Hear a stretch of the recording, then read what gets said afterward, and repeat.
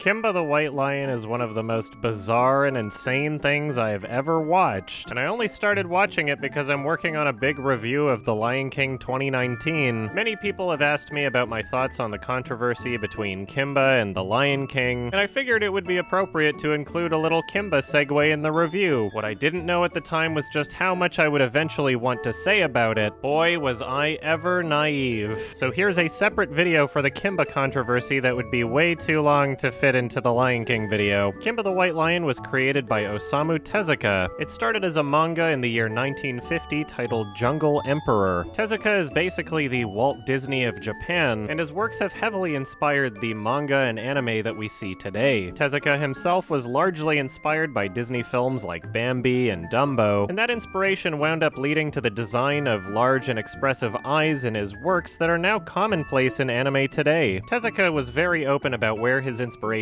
came from and how it influenced his works, and this is partially why the Lion King controversy picked up so much steam. Tezuka actually passed away in early 1989, 5 years before The Lion King was actually released, so although he was never able to comment on the controversy at all, those who took it upon themselves to speak for him were upset that Disney never even so much as credited him as an inspiration. And of course they should, right? I mean, it's pretty obvious that Kimba the White Lion was used as a blueprint for the production of The Lion King, and if that's not true, then that would mean that all of these popular YouTube videos on the subject were misleading people into believing an exaggerated version of what the actual controversy is. Well, after thoroughly watching through and researching Kimba, I can definitively say that you have been lied to. You have been manipulated to such a degree that there are going to be people in this comments section white knighting for Kimba who haven't even watched it. And it absolutely baffles me that there are so many people out there that will passionately defend an opinion that is not even their own. Now, I'm sure many of you are currently thinking, wait a minute, I've seen these other comparison videos on YouTube from people who have watched Kimba, and they looked exactly the same. Let's look at one of the most popular videos on the subject, titled Kimba 1966 versus Simba 1994 versus Simba 2019. As you can see, there are a lot of similar shots here. To the average viewer clicking on this video, this is a pretty open and shut case. Even if all of these shots were taken from random points in the Kimba movie to make it more cohesively form-fitting towards the narrative happening in The Lion King, there are still far too many similarities to call it a coincidence, right? Well, you might want to reconsider that thought, because if you believe that, then you are inadvertently admitting that you believe that Kimba the White Lion ripped off The Lion King. What this incredibly misleading and dishonest video failed to mention is that nearly every single shot from the Kimba footage being shown here is from the 1997 Kimba film, released 3 years after The Lion King. Now, some of you may be thinking, Adam, what if these shots are just based off of similar-looking shots from earlier in the Kimba series pre-1994? Well, joke's on you, because I did my research and it's not there. I even went through the manga, which supposedly this film is based on the second half of, and yeah, it's not there either. It was mostly just blackface. You have been lied to. Now, this whole controversy is pretty common knowledge at this point. Evil Disney sees a popular and successful story from Japan about animated lions and decides that they can just rip the whole thing off and sell it to Americans and no one will ever notice because Disney's evil. And don't get me wrong, I hate Disney too, and there are definitely mistakes that they made in terms of addressing this controversy, but the level at which the Kimba crowd grasps at straws to support this conspiracy theory is just unfathomable. Now, there are obviously other comparisons between pre-1994 Kimba and The Lion King that are at the very least understandable, and don't worry, I will get to those, but I do not understand for the life of me why the Kimba crowd feels the need to support their arguments with comparisons that go well beyond the realm of reason. Another popular video on the subject, sitting at over 3 million views, is from a Kimba fan channel. Within this video, they compare footage and production images from both The Lion King and Kimba. And wouldn't you know it, a heavy amount of the Kimba footage being used is from the 1997 Jungle Emperor Leo movie,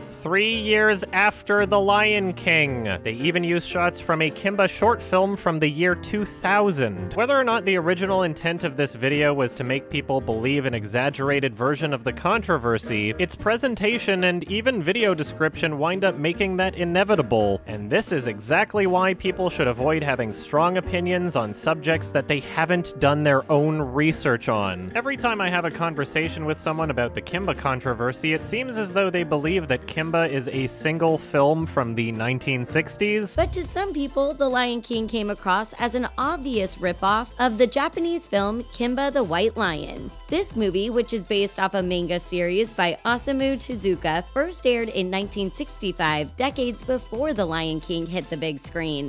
And although yes, there is a 1966 film, that doesn't even come close to covering the scope of just how much Kimba there is. There's the 52-episode series from 1965, and after the 1966 film, there's another 26-episode TV series the same year. There's a 52-episode series from 1989. There's a 1991 straight-to-video film with no dialogue. There's the 1997 film. There's the short film from the year 2000. And finally, there's a 2009 made-for-TV movie. Now, when you lie by omission and package this controversy in a way where it seems like you're comparing one 90-minute film to another 90-minute film, filling up a video with 7 minutes worth of similar-looking shots gives people the impression that it's a pretty open-and-shut case. Unfortunately, what the vast majority of people don't realize is that we're comparing a 90-minute film to well over 3,000 minutes of Kimba footage. And the similarities that do exist between The Lion King and pre-1994 Kimba are so incredibly selective. It is an unfair comparison, to say the least. There is so much blatant misinformation about this controversy, and it only thrives because people are stupid and don't do their own fucking research. A viral Twitter thread with 20,000 retweets claims that Disney was in talks with Tezuka to adapt The Lion King before he died, and then they just took the idea and ran with it. That is not true! There is zero evidence for that claim. Why are you saying it? I am not joking. Try and find a single source for this. It doesn't exist. Now I'm gonna go through each of the comparison arguments between Kimba and The Lion King that exist, but first I feel like I should make my stance on this clear. What I am presenting to you is an anti-absolutist perspective, meaning I believe that it is very likely that individuals who worked on The Lion King had in fact seen Kimba before, and I also believe that it is entirely possible that individuals who worked on The Lion King were inspired by Kimba. What I am arguing against is the common belief that it is impossible for Disney not to have ripped off Kimba. The general consensus seems to be that there are far too many similarities to consider this a coincidence, but as I'm about to show you, each of these similarities can legitimately be explained away. Let's start out with the main characters' names. Sure, Kimba rhymes with Simba, but the copying goes way beyond that. I mean, just the name is similar.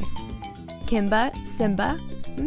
Suspicious. A lion cub named Kimba, just like Simba. Already, just by seeing those two names, I'm a bit weirded out about this situation. I wasn't able to find a copy of the movie to watch, but this is all the stuff that I've heard from various sources. We mean, come on, Simba and Kimba? What are the odds of that? There are quite a few people who believe that it is impossible for Disney to have independently come up with the name Simba because Kimba already exists and it sounds very similar. But what you did not bother to research is that Simba means lion in Swahili. Kimba is only known as Kimba in the American adaptation of the anime. They wanted to change his name from Leo for whatever reason and were originally going to call him Simba, but decided that that name isn't as marketable. But Jacques heard the name Simba and was told by me that it's a Swahili name. But Liebenklus said, well, Fred, here's the problem. If you tell me that it's a generic name, it's a name you hear any time in Africa, it's not a name we can protect. And if we want to merchandise the character, we can't just say Simba. Anybody can call him Simba. Their lion Simba too. The name Simba would exist regardless of whether or not Kimba was a thing, and this is supported by the fact that all of the other characters' names in The Lion King follow the exact same motif. Mufasa means king, Nala means gift, Rafiki means friend, Pumbaa means slow-witted, and so on. To act as though the name Simba is out of the ordinary here is delusional. There was a Nazi fighter pilot that had a pet lion named Simba, so this is clearly not something that Kimba the White Lion invented. There's even a documentary from 1928 called Simba the King of Beasts. Kimba, Simba? Suspicious. Now, when I say that comparing a 90-minute film to over 3,000 minutes worth of Kimba is unfair, here's what I mean. Many in the Kimba crowd include comparisons like there being a comic relief warthog sidekick character, as if you're not allowed to use African animals in a story that takes place in Africa. But what these people don't tell you is that this warthog is not a main main character at all. This warthog only exists in one episode in the original series, and they are nothing like Pumbaa at all. Gargoyle G Warthog is a child who has mommy issues, and he's sad because he thinks his warts are ugly, and his mom thinks that he's a coward. He spends a significant amount of the episode trying to get with this other warthog girl that he thinks is pretty, but that girl's mom doesn't like him because she thinks warts are ugly. What are you doing with that ugly boy? How many times have I told you, don't play with boys with warts? When he's first introduced, it seems like he's got this weird pain fetish, and it's really confusing trying to understand exactly what they were going for here. If you just can't keep from fighting, please don't hit each other. Why don't you hit me instead? Huh? What? Go ahead.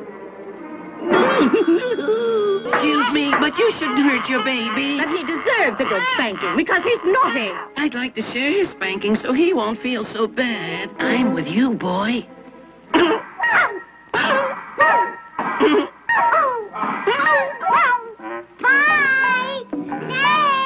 So in the middle of the episode, the animals decide that they're going to give a medal for the Animal of the Year competition that they just made up out of fucking nowhere. So Gargoyle G Warthog decides to attack some mean baboons in order to prove that he's brave so he can get the medal. So at the end of the episode, they give him the medal, and then the girl's mom starts liking him, and then everything's okay, and it's all wrapped up, and then we never see this fucking character again. And here's what's really important to understand about this series, is that aside from a few exceptions, each episode has its own contained conflict that is resolved by the end of it. It's constantly changing ideas and introducing new characters, so when people make comparisons between the themes of Kimba and The Lion King, they're mostly just picking from random points in the show. The themes of this show are all over the place and change from episode to episode. Say, there's a lesson in it too, isn't there? Yes, don't judge an animal by the way it looks. There's an episode where they learn agriculture and make a farm, but then a bunch of insects come and ruin it, and so they're like, okay, what do we do now? And Kimba takes his dead dad's body and runs around with it to inspire everybody, and then they manage to trap all of the insects in a cave. See that, Father? Just the memory of you inspires everyone with courage. There's another episode where they have a Wild West showdown. There's an episode where Kimba goes to the World Fair in France. There's an episode where a giant snake hypnotizes everybody, so Kimba inspires everybody with a flashback about a time where he helped save a cat. That's not fair. I agree, Kimba. Go ahead and help that poor little pussy. There's another episode where he has to fight a flying tiger. Tell me what's happened to Dodie's mother.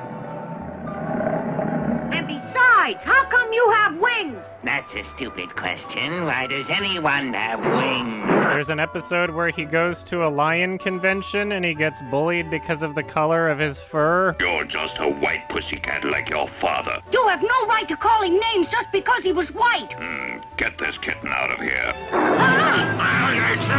So then his human friend gives him a history lesson and he's like, yo, don't be upset. You're actually a superior race or something. Kimba, your fur is white because you come from a long line of great leaders. I hope I can be like my ancestors as well as look like them. Yes, Kimba.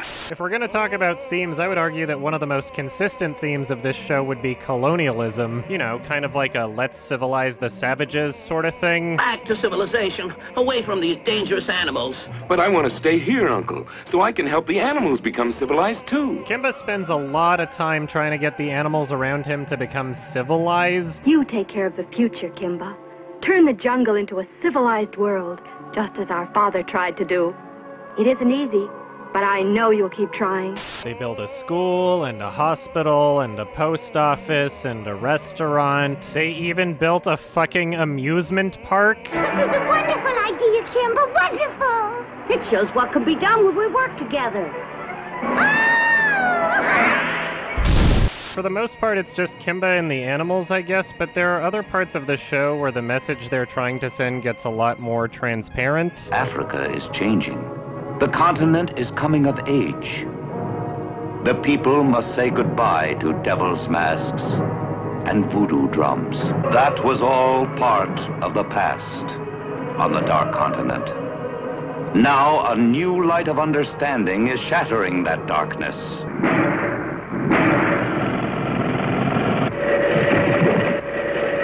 This kind of shit is happening all throughout the show, and in terms of themes, this is much more consistent throughout than any one of the themes that The Lion King supposedly ripped off. In the manga, he even winds up wearing pants so that he can become more civilized like humans. Gonna learn to talk like the humans talk.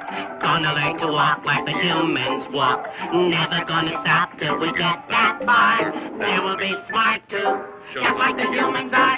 Another hugely consistent Kimba theme would be environmentalism, and this theme is consistent across every version of Kimba. A gigantic chunk of the show deals with humans as part of the central conflict. You got poachers and mad scientists trying to play God and people trying to build dams and stuff. Throughout the show, Kimba makes sure that everyone is eating vegetarian so that they don't have to eat each other. You want us all to be vegetarians? That's right. Basically, he has this philosophy where every living creature in the jungle should be getting along and nobody should be fighting each other, even for food. And they taught me how important it is for everyone to live together without fighting. このパンジャの森は争い事をしないのが掟なんだ。このパンジャの森では他の動物を傷つけてはいけない決まりがあるんだ。 And this is a pretty consistent theme throughout the entire series that is in direct conflict with one of the biggest themes from The Lion King. Dad, don't we eat the antelope? Yes, Simba, but let me explain. When we die, our bodies become the grass, and the antelope eat the grass. And so, we are all connected in the great circle of life. The circle of life is such a major theme in The Lion King that it is literally the opening theme song of the film.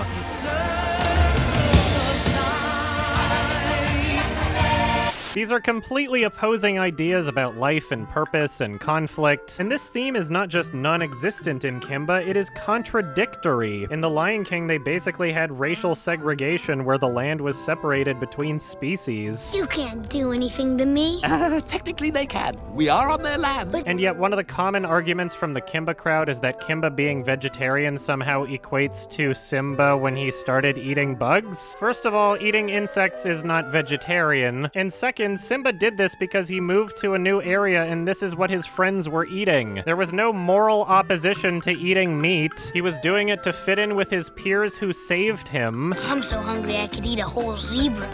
Ah, we're fresh out of zebra. Any antelope? Nuh-uh. Hippo?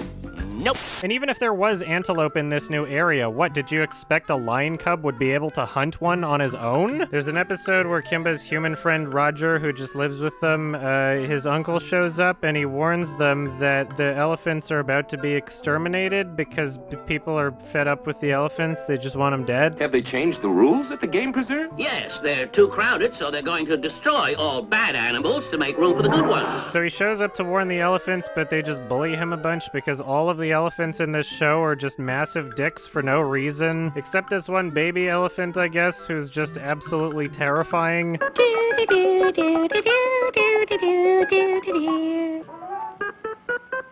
Bye. Bye. Thanks a lot. That's all right. Glad to find at least one elephant who isn't mean like Packer. So Kimba spies on the park commissioner and confirms his suspicions. We have tanks plus motor guns and a helicopter.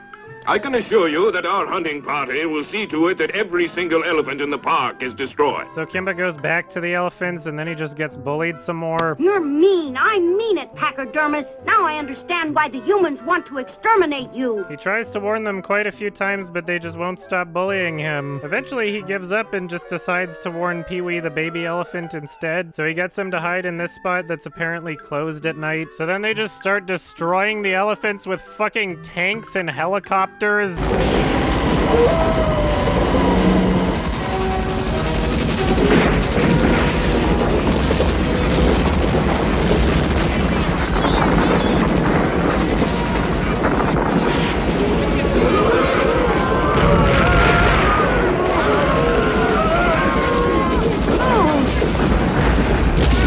So they drive the entire herd into a canyon so they can trap them and detonate explosives and have the canyon collapse in on top of them? What the fuck? They're all dead. I'm sorry, elephants. I tried to save you. Who would have thought that Kimba would have an episode about elephant genocide? What exactly is the theme in this episode? Why couldn't all the elephants be nice like Pee-wee? Then they wouldn't have had to be exterminated. The well over 3,000 minutes worth of Kimba has about as much consistency as The Simpsons. And just like The Simpsons has exhausted every single potential scenario for an animated sitcom, Kimba the White Lion has thoroughly exhausted every single potential scenario for animated lion characters in Africa. When there's well over 3,000 minutes worth of Kimba, there really isn't all that much that The Lion King could have done that Kimba hasn't already done before. Season 6, Episode 7 of South Park, titled Simpsons Already Did It, does a great job at explaining just how unfair this type of criticism is. Simpsons did it. They did it episode 204. Okay, then I'm gonna start a website to spread vicious rumors about everyone in town. And then I'll take the Simpsons did it! It's an episode that was clearly made because Matt Stone and Trey Parker were fed up with this type of complaint. Dude, The Simpsons done everything already. Who cares? Yeah, they've been on the air for like 13 years. Of course they've done everything. Every idea's been done, Butters, even before The Simpsons. Really? So I shouldn't care if I come up with an idea and The Simpsons already did it. It doesn't matter. Criticizing an animated comedy series for doing something that The Simpsons has already done is not that much different than criticizing someone for using a word that's in the dictionary. And remember that we're talking about specific ideas, images, and themes from random points in the show. If the argument were that South Park as a whole offered essentially the same experience as The Simpsons, then this would be an entirely different conversation. The reason why I bring this up as an example is because the comparisons between Kimba and The Lion King are the exact same caliber of surface level and reductive comparisons as the ones between South Park and The Simpsons. The similarities that exist between these two properties are infinitely outweighed by their differences, and this is unfortunately something that these manipulative and dishonest comparison videos fail to communicate. So at this point we have to ask ourselves if the mere concept of animated lions being king of the jungle is off limits. Well, once again, as it turns out, this is not something that Kimba invented. The idea of lions being king of the jungle goes as far back as Aesop's fables in ancient Greece. It's not some wildly unique thing that the Lion King wouldn't have come up with had Kimba not existed. There are so many of these comparisons that give me the impression that people don't know what common tropes are. Believe it or not, one of the common comparisons being made is that the main character has a love interest, as if that's a unique thing at all that is exclusive to Kimba. What these people don't tell you is that these characters and their relationships are nothing alike. Simba and Nala were childhood buddies that were disgusted by the possibility of them ever being romantically interested in each other. Yuck! Ew. I can't marry her. She's my friend. Yeah, it'd be so weird. And it was only once they were older and had been separated from each other for so long that they started to fall in love. In Kimba the White Lion, the dynamic is not the same at all. The character Kitty was pretty much immediately established as a romantic interest from the moment she entered the story. I better go now. You're hurt. You're spending a couple of days with me until your wound is better. I don't want to be any trouble, Kimba. Wouldn't your parents mind? The character Kitty wanted to be with Kimba despite her uncle not approving. My uncle's going to have to change. I'm your friend no matter what.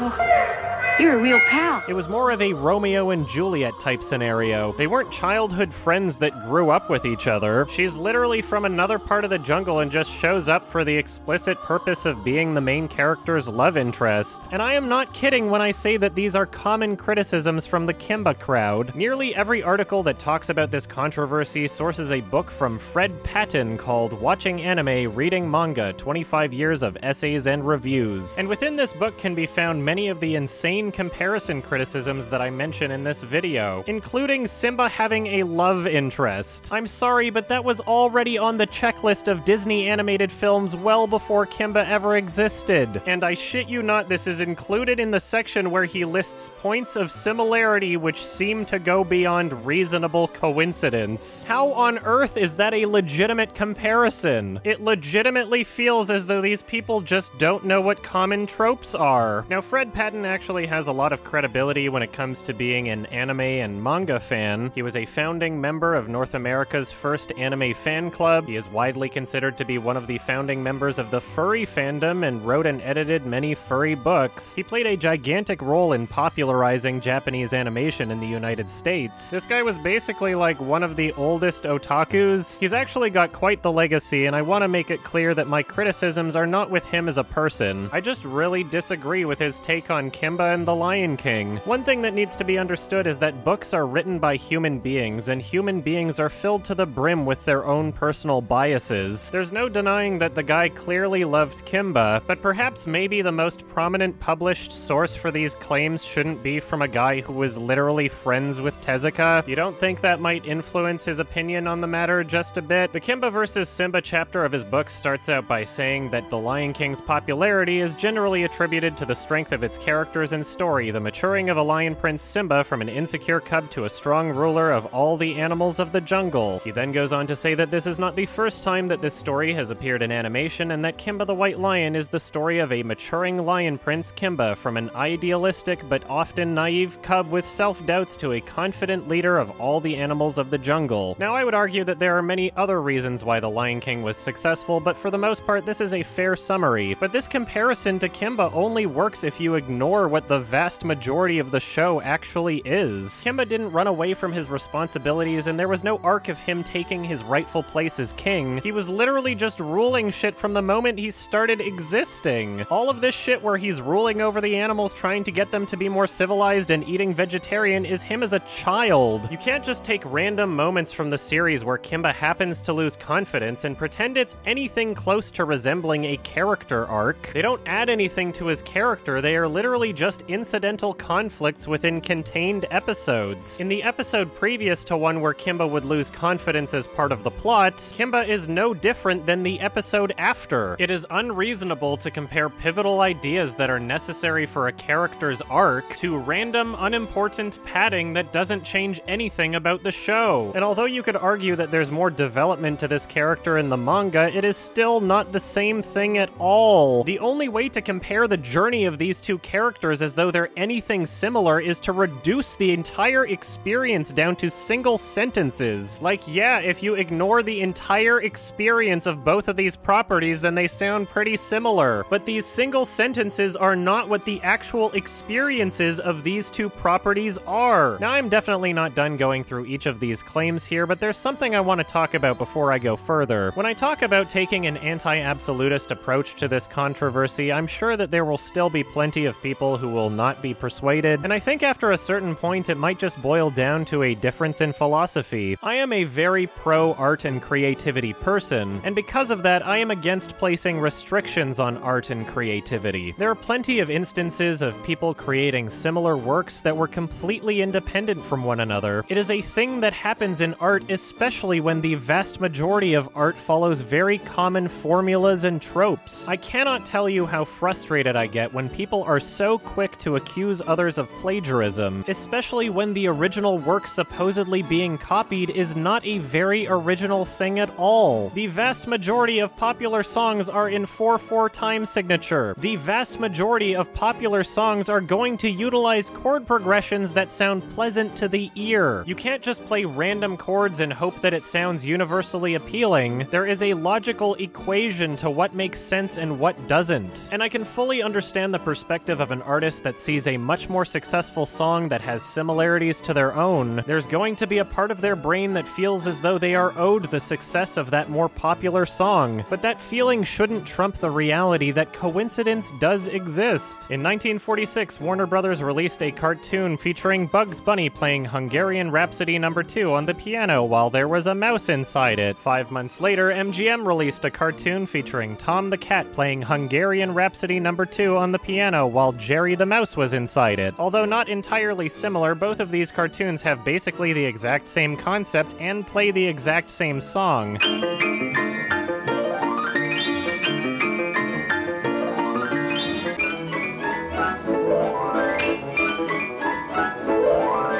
which prompted both studios to accuse each other of plagiarism. Now, Rhapsody Rabbit had an earlier release date and MPAA approval number, while The Cat Concerto had a more advanced production number which was consistent with other shorts released around the same time, meaning both of these films were already in production before either of them were released. So what exactly are the odds of this type of coincidence even happening? From first glance, it would appear as though the only reasonable conclusion would have to be plagiarism, right? Well, if you think about it, it's actually not as unlikely as it seems. When you start to break down the concept of these two films, you start to realize that it's not all that wildly unique or original. It was definitely not unheard of to use classical and other public domain music as the foundation for animation concepts. Anyone familiar with Looney Tunes would already know this.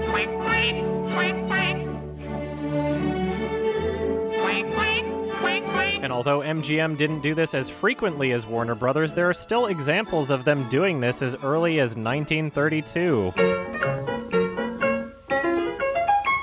This type of concept existed well before either of these two films, and if someone were to decide that the energetic tone of Hungarian Rhapsody No. 2 would lend itself well to animation, it is entirely reasonable that they would then decide to have a character playing a piano, since it is a song on the piano. And since it's also incredibly common for animated shorts to feature anthropomorphic animal characters, it is entirely reasonable that they would then decide to use a mouse for the conflict. Now, in terms of the actual gags that appear in these shorts, the majority of them are different. But what makes this particular controversy interesting is that you can reasonably argue that they're both offering more or less the same experience, which is not something you can say for The Lion King and Kimba. Now, I want to be clear that I am not suggesting that ripping off other people's ideas doesn't exist, and even with the examples I've presented, it's still entirely possible that these were the result of plagiarism rather than coincidence. But when I mention difference in philosophy, what I mean is that I am not comfortable jumping to conclusions about copyright infringement if it can be reasonably assumed that the two properties in question could have been created independently from each other. And especially if we're talking about images, concepts, and themes that were never really all that unique in the first place, the formulas and tropes that already exist within art make these types of coincidences a lot more likely than you would think. Even if you think there's a 1 in 1,000 chance of something like this happening, well, guess what? There's at least millions of intellectual properties out there. To me, it seems statistically inevitable, and considering that we only ever hear about these coincidences when one of the properties in question is massively successful, it is likely happening a lot more often than we realize. There are very logical reasons why The Lion King is the way it is, and these reasons exist completely independently of Kimba. Something that really irks me about this controversy is that the Kimba crowd likes to claim ownership over ideas that existed well before Kimba. The creators of The Lion King were very open about taking inspiration from Shakespeare's Hamlet, which, by the way, is public domain, and yet despite that, they still pretend as though The Lion King must have ripped off Kimba for these same concepts. The idea of royalty, and a king who was murdered, and his son who tries to claim his rightful place in the throne. As I've already mentioned, Kimba never really had to reclaim his place as king, and on top of that, Claude didn't kill his father, and he's not even related to him. He is literally just some random asshole lion, and any article claiming otherwise clearly hasn't watched Kimba. It is so incredibly clear that these ideas fit so much more closely between The Lion King and Hamlet than they do with Kimba. So how on earth can you claim that Kimba is responsible for these ideas appearing in The Lion King? Even the concept of the main character seeing his dead father as an apparition was from Hamlet. Hamlet also runs through trees in the dark before this happens, and the very last thing the king says before he disappears is also remarkably similar to The Lion King. Remember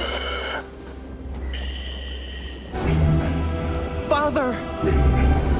Don't leave me. So since The Lion King very clearly used Hamlet as an inspiration for this, then the criticism from the Kimba crowd should be limited to just purely visual aesthetics, right? Well, even if they were to agree on that, as it turns out, the criticism still wouldn't hold much weight at all. What the Kimba crowd doesn't tell you is that there are dozens of examples throughout these series of characters being hallucinated by others. Kimba sees his dead mom in the water and then the stars. He also sees his mom in a music box. Kimba sees his dad in a moon. At one point, he just shows up right over top of him. There's another point where Kimba just TFs into his dad for a second. We see his dad in the snow and the lightning, and sometimes just right in front of him. There are quite a few of these, and they're not even limited to just Kimba and his parents. Fucking Roger hallucinated his uncle in the clouds. You got Kimba's friend Speedy hallucinating Kimba as a bubble. You got a mountain goat hallucinating Kimba in the moon. You got Kimba hallucinating his friends just running around in the forest. You got some boy boy hallucinating Kimba in the clouds. You got Kitty hallucinating her mom in purgatory or some shit. You got Kimba hallucinating the woolly mammoth character. Given just how many different ways they've shown characters hallucinating other characters, how on earth was the Lion King supposed to be able to replicate the dead father apparition from Hamlet without doing something that looks similar to what Kimba has already done? Now, Mufasa tells his son to look at the stars because the great kings of the past will watch down on him, but he winds up showing up in the clouds rather than a constellation. But even if he did show up as a constellation, that is not something that Kimba invented. Do you not know what constellations are?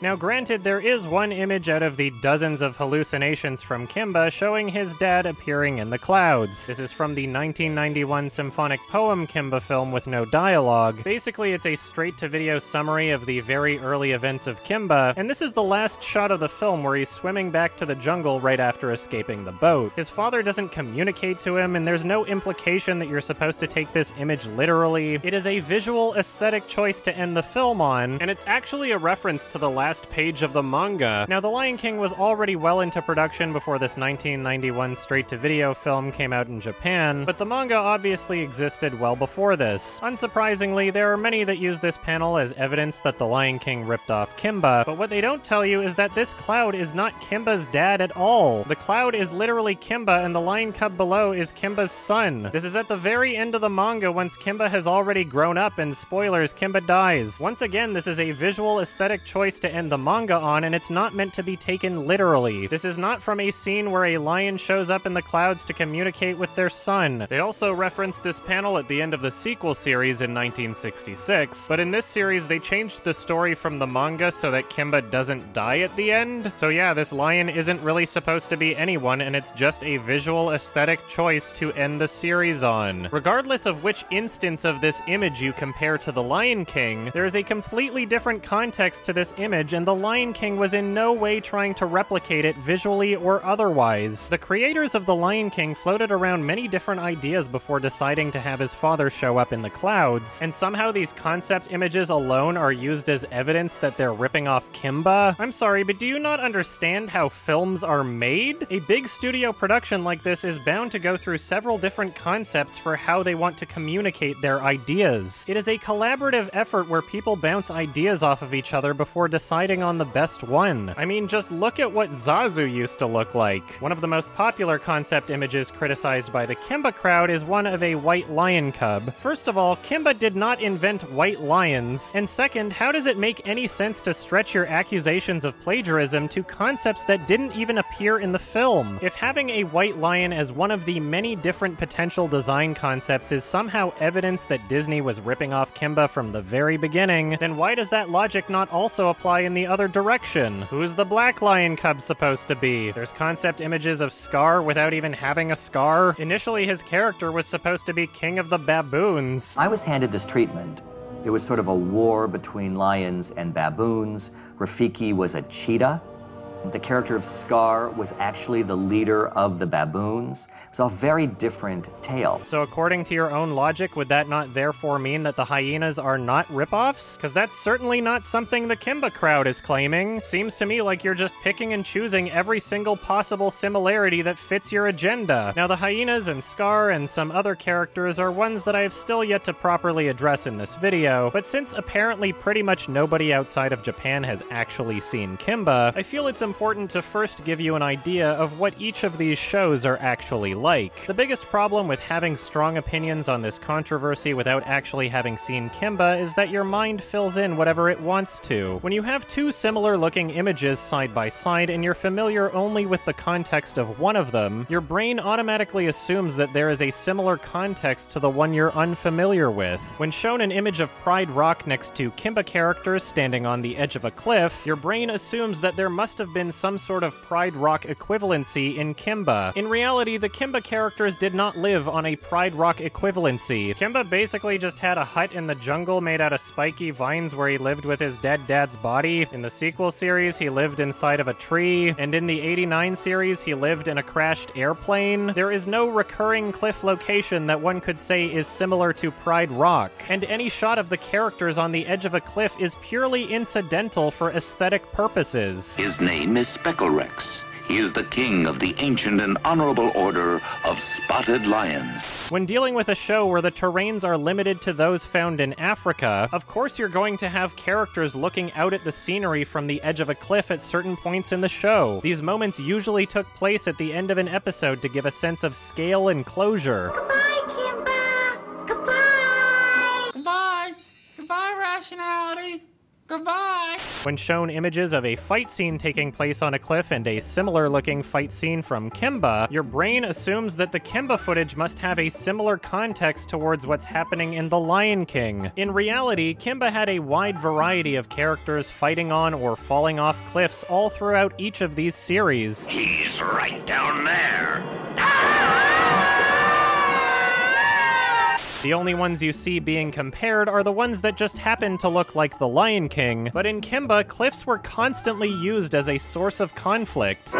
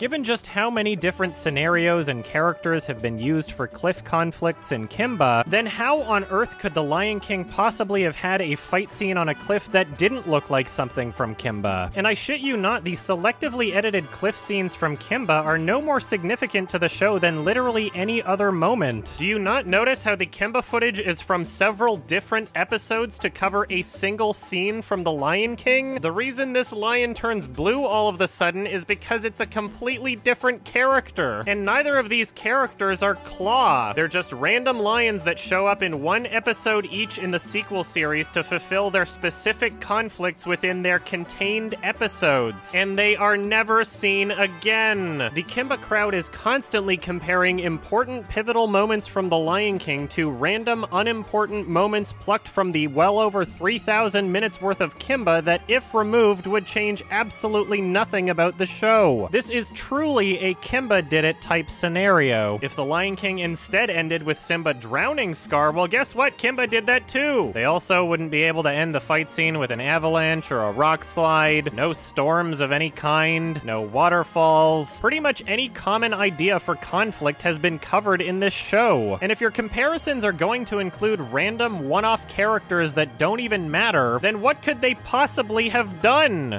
Now, I've talked quite a bit about the first series already, as that is the one that is the most frequently compared to The Lion King, but here's a little summary before I talk about the other series. Basically, Caesar, or Panja, protects the jungle and saves animals and shit, and the hunters decide that they can't catch him, but they could probably catch his wife because she's a girl. Stick around, my friend, and you shall see. I shall get her, and he shall follow when she calls. So they kidnap her and set a trap for him, and despite knowing full well that it's a trap, he just rushes in trying to save her, and he gets shot and dies. Don't cry, Snoween. Perhaps when you have our child, it will be a boy and you can call it Kimba. Then, as they're transporting her and other animals on a boat, she gives birth to Kimba. 2 months later, the animals find out that there's going to be a storm, so she tells Kimba that he has to be brave like his father and leave and go to the jungle. So Kimba jumps off the ship, and then a storm happens, and then I guess everybody in the ship dies. And then some fish teach him how to swim so he can swim back to the jungle. And then right in episode 2, he's just in the jungle, and everybody's like, hey, it's the son of Caesar. Great, yay, you can be the king, I guess. And that's pretty much the summary of the entire show, because everything after that point is just random new conflicts with barely any consistency. Oh no, the humans are trying to hunt everyone. Oh no, there's a giant spider. Oh no, I'm being bullied because I'm white. Conflict resolution, and so on. Let me test that pollen. It works! The few consistent aspects to this show include things like how he just hangs around his dead dad's body for no reason. It is so unintentionally morbid, and I don't understand for the life of me why it's such an important aspect to this show. It's just very weird and fucked up. There's an episode where Kimba's friends wear his dad's dead body to try and trick Kimba into thinking that his dad's ghost is encouraging him. You were right, my boy. Killing is always wrong. There's the episode where he uses his dad's dead body to inspire others to fight the insects. How come you come up with better ideas than I do? Maybe it's because I have a special inspiration. Right, Father? Sometimes the episode will just be going on like normal, and then it'll just cut to Kimba using his dad's dead body as a fucking chair. Sometimes he'll hide inside his ass. Go away! Leave me alone! Kimba, listen! I don't want to listen! Near the end of the series, he meets his long-lost sister, who's very proud of him for taking such good care of their father's hide, so she convinces Kimba to go to this shrine where entire generations of their grandfather's hides are. We certainly have lots of grandfathers. Like, this has apparently been going on for hundreds and hundreds of years, and now they need to move the hides to a safer place because the natives aren't there to protect them anymore, so they're just carrying around a bunch of dead relatives, and then the Okapi show up and help them, and it's really, really weird still. At some point in their journey, some black leopards decide that they want to be bullies and just massively fuck things up for everybody, and everybody almost fucking drowns trying to save these hides. Forget about the hides! Try and save your friends! All right. So after saving his sister's life, she wakes up and everyone's like, yeah, thanks to Kimba telling us to save our friends instead of saving the hides, we're all okay, yay! What's that? What did you say? You lost some of our grandfather's hides? How could you? Kimba, you were bad! What a fucking psycho! Sorry for saving your fucking life. This whole dead dad's body shit is just so weird and fucked up, and it is a much more consistent aspect to this show than the vast majority of comparisons from the Kimba crowd. Now, this first show was made with the help of NBC because they wanted something they could localize, and once it was over, Tezuka created another show independently from NBC so we wouldn't have as many restrictions. shows. One of these restrictions was the amount of violence that could be shown. NBC also wanted Kimba to stay a lion cub the entire series and never grow up, so with NBC out of the picture, Tezuka was able to create a sequel series with Kimba as an adult. Or I guess just Leo, because that's what he was known by in Japan. Now pay attention because you might get really confused otherwise. This right here is not Kimba. Kimba is now older and calls himself Leo. This repurposed character design is Kimba's son Rooney. This is Leo/Kimba. This is Rooney. Alright, let's move on. Now even though this show is from 1966, it didn't get localized into English until the 1980s for the Christian Broadcasting Network, a network founded by Pat Robertson. You know, those who are homosexual will die out because they don't reproduce. Anyway, since this wasn't localized into English until the 80s, the theme song wound up sounding like this.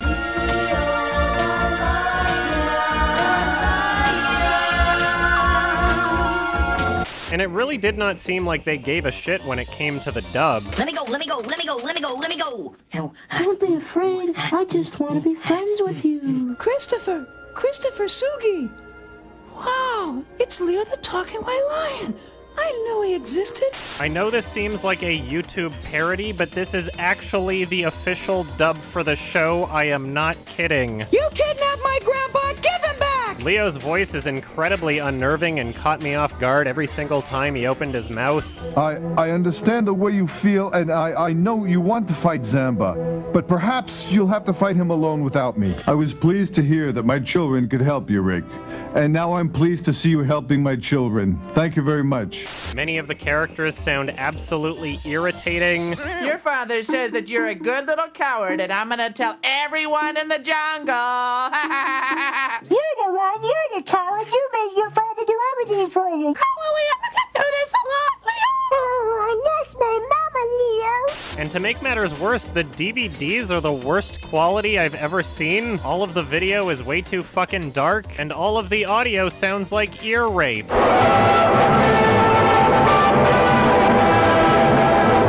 Listen, Rooney, get back on your legs. I don't wanna. They're too sore. At first I thought I accidentally purchased a bootleg, but every single DVD of this show I found sounds like this. I wound up having to find this show on YouTube just to make it watchable. And yeah, it's the same dub, just better quality. Where are you, Grandpa? Grandpa! Grandpa! Where are you, Grandpa?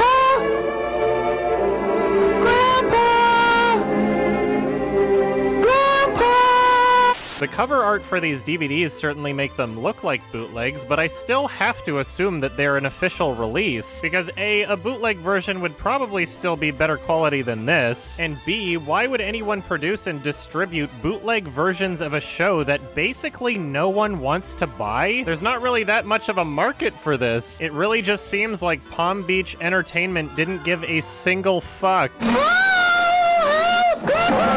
Also, the DVDs have some footage that's not found in these YouTube uploads, like little episode introductions after each opening credits. Today's episode of Leo the Lion is Devil Falls. As for the better quality YouTube uploads, I have no fucking idea where they got their footage from. It is very confusing, and I do not understand why the DVDs look and sound this shitty, but I'm glad I found something, because now I can experience these amazing vocal performances the way they were meant to be heard. Oh no! Oh! An avalanche! Rooney! Rooney! Father! Climb on my back! Come on, hurry! Oh, you bit me. Oh, you bit my toe. Oh, my poor toe, that's not fair. I didn't try and hurt you, you know, did I? You all right?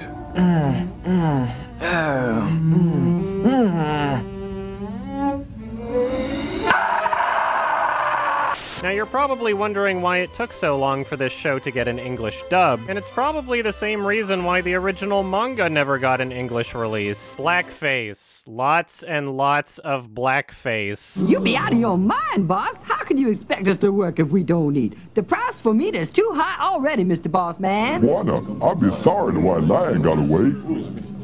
Just forget it. Do we stop poaching now, huh, boss, huh? With NBC no longer in the picture telling Tezuka what to do, that this is apparently what he wanted to be doing the whole time. We got that lousy robber this time, don't we? And it took 20 years for a company like the Christian Broadcasting Network to show up and be like, yeah, this is fine.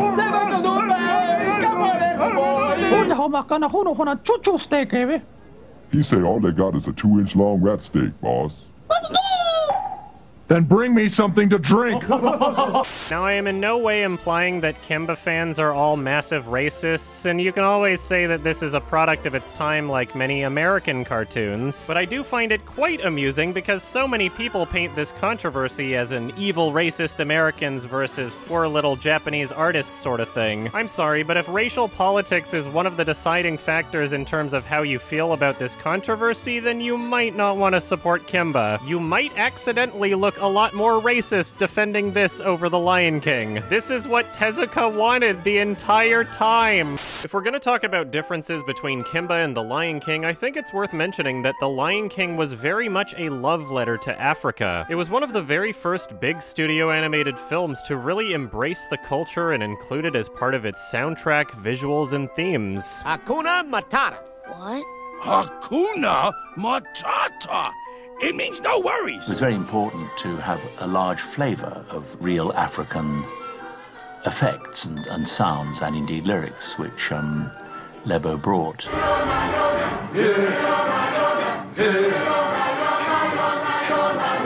Despite Kimba taking place in Africa, I think it's pretty safe to say that it wasn't really much of a love letter, and most certainly not towards Africans anyway. Oh yeah, and in case you're wondering, black people were not the only race for this show to make offensive caricatures of. Halt!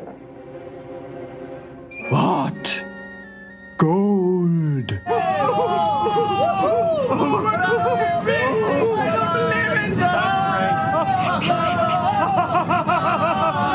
Anyway, Leo has two children in this show, Rooney and Rookie, and the character of Leo is just constantly such a huge asshole in this show. You have no right to strike an animal like that! Out of my way!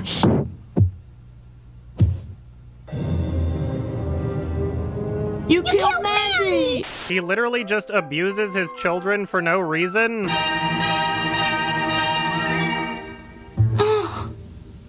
Rooney! Daddy didn't mean to hurt you, sweetheart. In the episode where his children are born, he spends a while trying to make them stronger. Rooney! I think I'm thinking about it too much, Mom. You didn't try. You gave up. Daddy, quick! I'm gonna fall! Rooney, you didn't even try. And even his wife is like, hey, they were just born not that long ago. Maybe you should hold off on this for a bit. Rooney! Daddy's mean. But Leo just ignores her advice and decides to be really extreme about it. Daddy, please don't hurt me. I wasn't really going to run away. Let me go. I want to go home. Daddy, please. So he runs around with his son for like a day and then just ditches him in the middle of fucking nowhere. Daddy! Daddy! So Rooney has to find his way home by himself, and he really just winds up being traumatized. Daddy!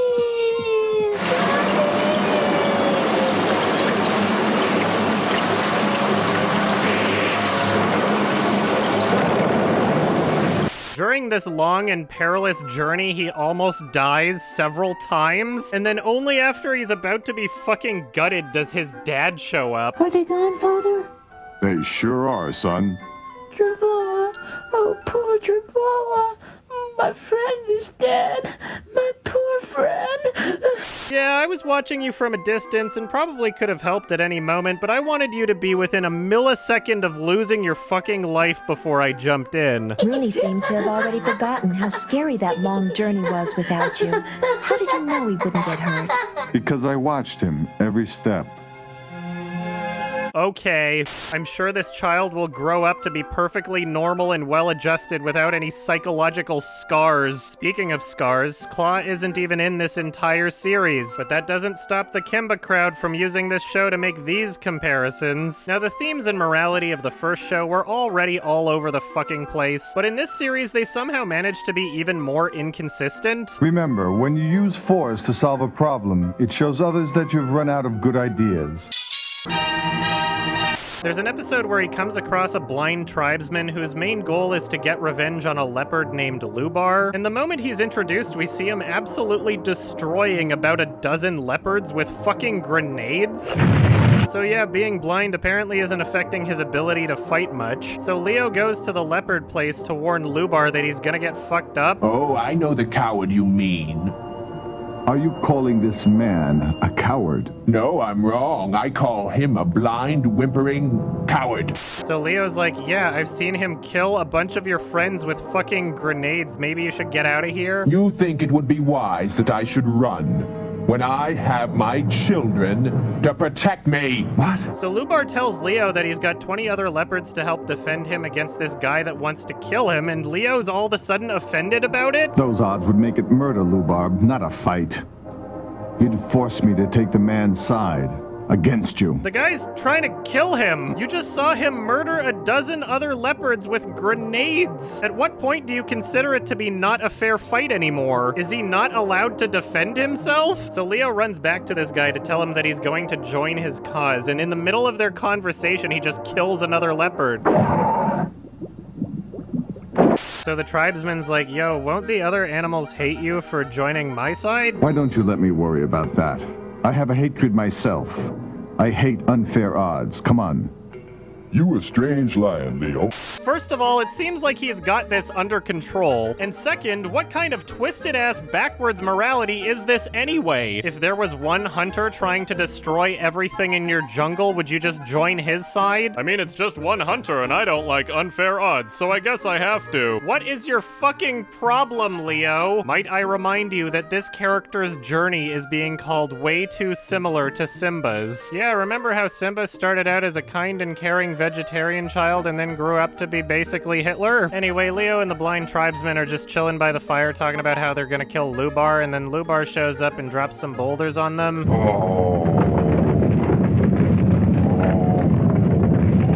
And then they eat the tribesman's arm and run away, and then the tribesman asks Leo to cauterize the wound.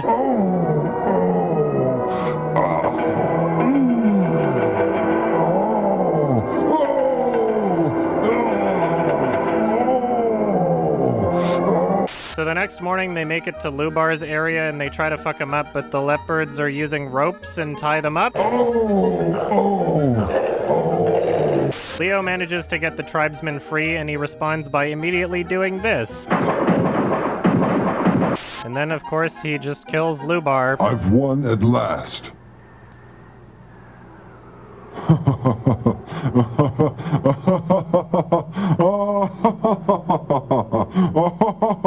Are you fucking happy, Leo? Did you learn anything from this? Both of them fought to the end.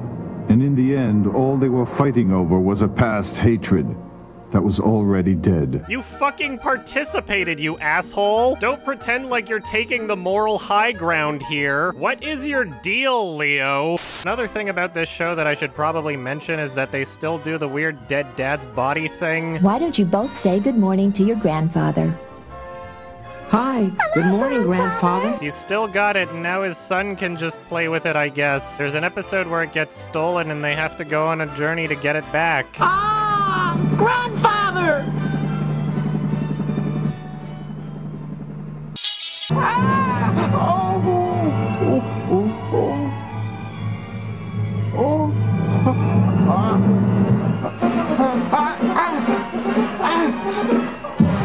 And just like the first series, it is still really fucking creepy. I think Grandfather's probably had enough excitement for one day. What do you think? Oh, it has stopped raining.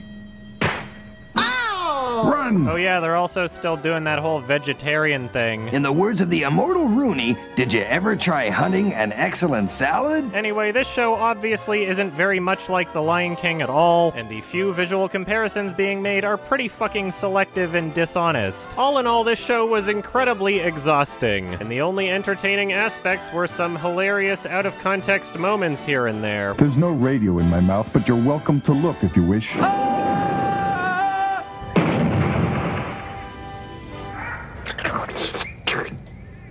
Yes, but I don't think he's dangerous, despite what he says.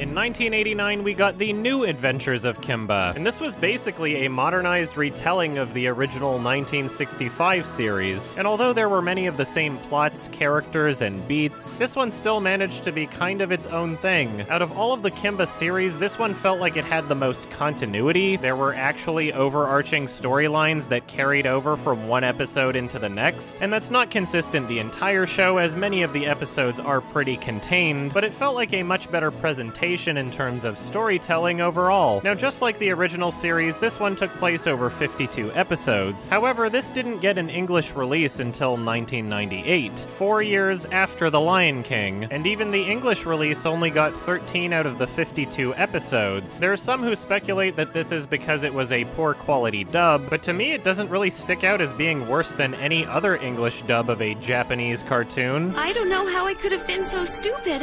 I thought you liked me and all that, but...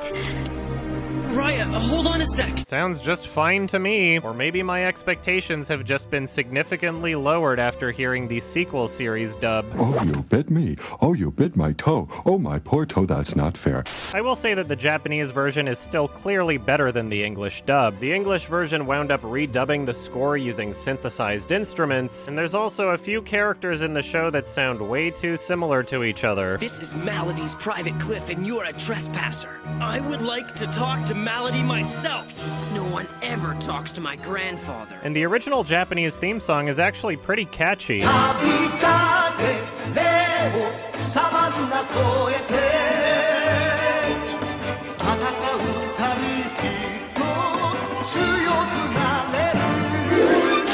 In the English version, the opening theme song kinda sucks, and there's several points where there's a crazy man yelling Kimba's name.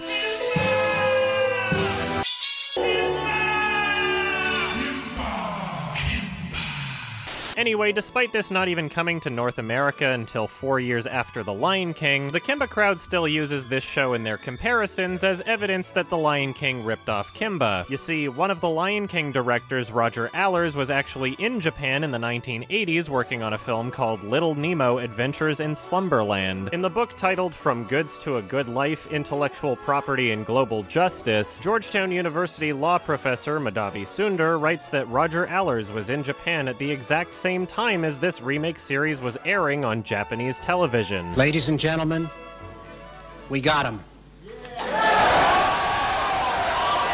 But if you actually do your research, you'll find that he left Japan by 1985, 4 years before this show was aired anywhere. He was already back in Los Angeles working on Oliver and Company and The Little Mermaid and The Rescuers Down Under and The Prince and the Pauper. Now, this does not mean that it is literally impossible for some random person at Disney to have watched this show in Japan, but the way the Kimba crowd treats Roger Allers as a smoking gun in their criticisms is just plain dishonest. In this very same $50 for the Kindle edition book, she makes several absolutely insane points that make me question whether or not she's actually seen either of these two properties. These points include statements like, the basic story plot and setting are the same. In both stories, the lion cub doubts his ability to lead his people, and his father comes to him as a vision in the moon to embolden him. First of all, Mufasa did not show up in a moon. Second, Simba was not a cub when this happened. And third, Kimba was already confidently ruling shit from the moment he was born. The setting of the film and the television series is similar, a rocky terrain, not the more common desert habitat that lions roam. What are you talking about? The setting of The Lion King was pretty varied throughout the film, but it mostly took place in a savanna-type location. And although you could find rocky terrain in specific episodes of Kimba, the actual setting was the jungle. Hence hence the original Japanese title, Jungle Emperor. Now, unsurprisingly, the sources found in the footnotes section of this book are equally as insane as the content of the book itself. I shit you not, the sources for the Kimba section of this book include fucking YouTube videos made with Windows Movie Maker from 2008.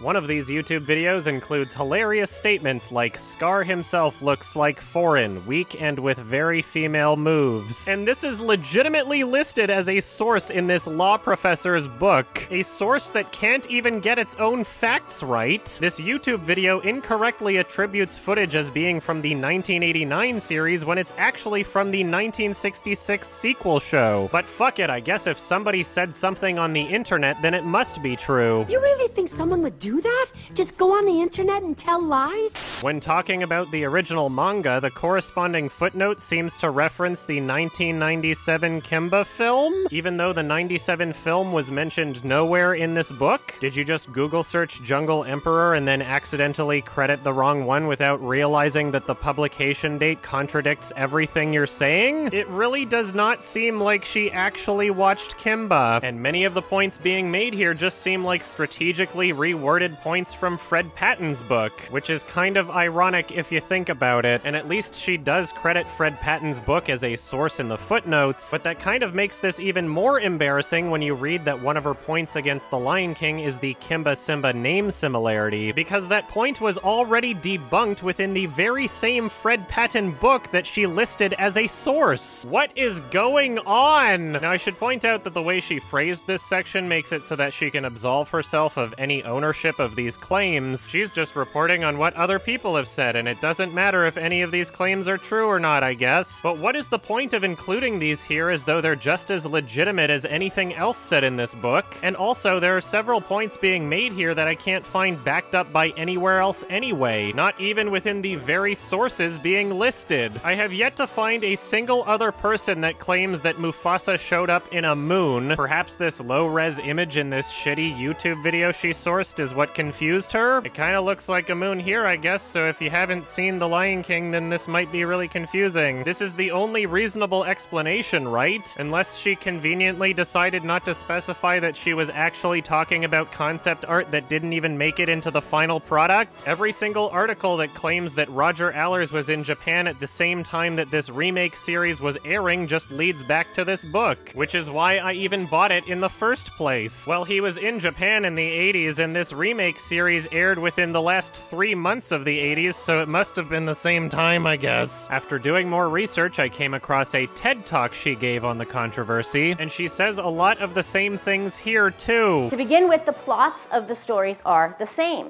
The names, of course, of the leading lion cubs are the same, Simba and Kimba. Oh, no! If she says the moon thing here, I'm gonna be so happy. There are numerous instances of nearly identical cinematic and artistic expression, even to the point where both Simba and Kimba's fathers come to them as a vision in the moon. Yes! She said it! I knew it was coming! And I was right! That's the exact phrase! I was right! I called it! I literally fucking said this shit! Image in this shitty YouTube video. This is why she believes that! Kinda looks like a moon here, I guess. Oh no! Regardless of who to blame for the information presented in this book, there is just simply a lot of misinformation here. This is once again proof that being a published author doesn't mean that you have any idea what you're talking about. Now, even though there are a few visual similarities here and there, that's really not all that out of the ordinary when you're dealing with well over 3,000 minutes worth of Kimba footage. Once again, the differences far outweigh the similarities, and once again, these are entirely different experiences that have nothing to do with each other. I don't really have that much to say about this series because it's not nearly as embarrassing as some other Kimba titles. It is refreshingly competent in comparison, even if there are a few funny moments here and there, like when Kimba sinks a ship by shooting logs at it in the water, or when this woman tries to put out a gigantic forest fire with a tiny-ass fire extinguisher, or when Kimba almost drowns and his girlfriend tries to save him and she sucks so bad that she only manages to do so by accidentally smashing her head into a rock rock and knocking herself out, and now Kimba has to save her. All in all, it's a show that I could imagine myself as a kid actually enjoying to some degree. Like, if it was on TV when I was younger, I would probably watch it. Also, compared to the other Kimba titles, this show is surprisingly violent. Oh yeah, I should also mention that they do the whole dead dad's body thing again. Apparently it is so important to the core experience of Kimba that it shows up in every series. And despite how improved the presentation of this show is compared to the other series, it still manages to be as creepy as ever. 父さん、この上で見守っていてください。僕たちがどんな森を作るか、ずっと見ていてください。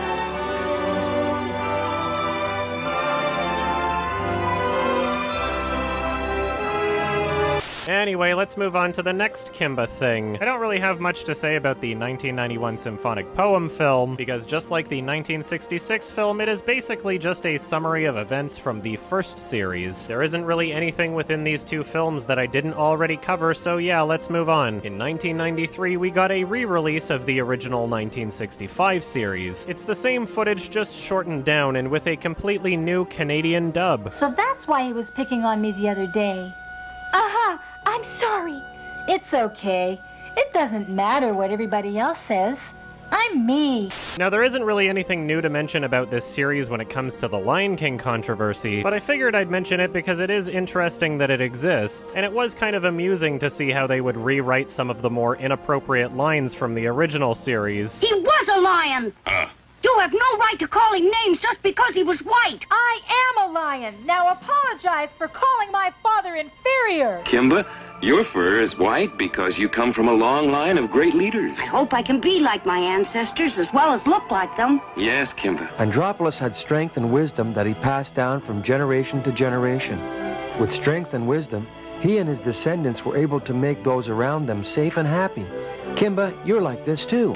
In 1997, we got the Jungle Emperor Leo film. Basically, this is a feature-length adaptation based on the second half of the manga. It includes several storylines from the sequel series TV show, and overall the presentation is much better than the other Kimba titles I've covered. Both the animation and music are pretty great. However, the story structure is kind of all over the place. It kind of just jumps between several different plots and ideas without really fully committing to any of them. Overall, it feels like a movie that had trouble deciding what it wanted to be. There are several scenes in this movie that just feel really out of place. If it just committed to one storyline, then I probably would have enjoyed it a lot more. Still, it's not absolutely terrible, all things considered, even if there is the odd moment that comes off as unintentionally hilarious. At last they're mine.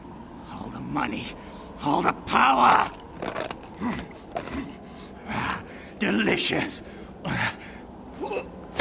Just like the manga, Kimba winds up dying at the end, and we get that symbolic cloud shot to end the film on. Once again, it is a completely different context than what takes place in The Lion King, but I've already explained that. This is my dying wish.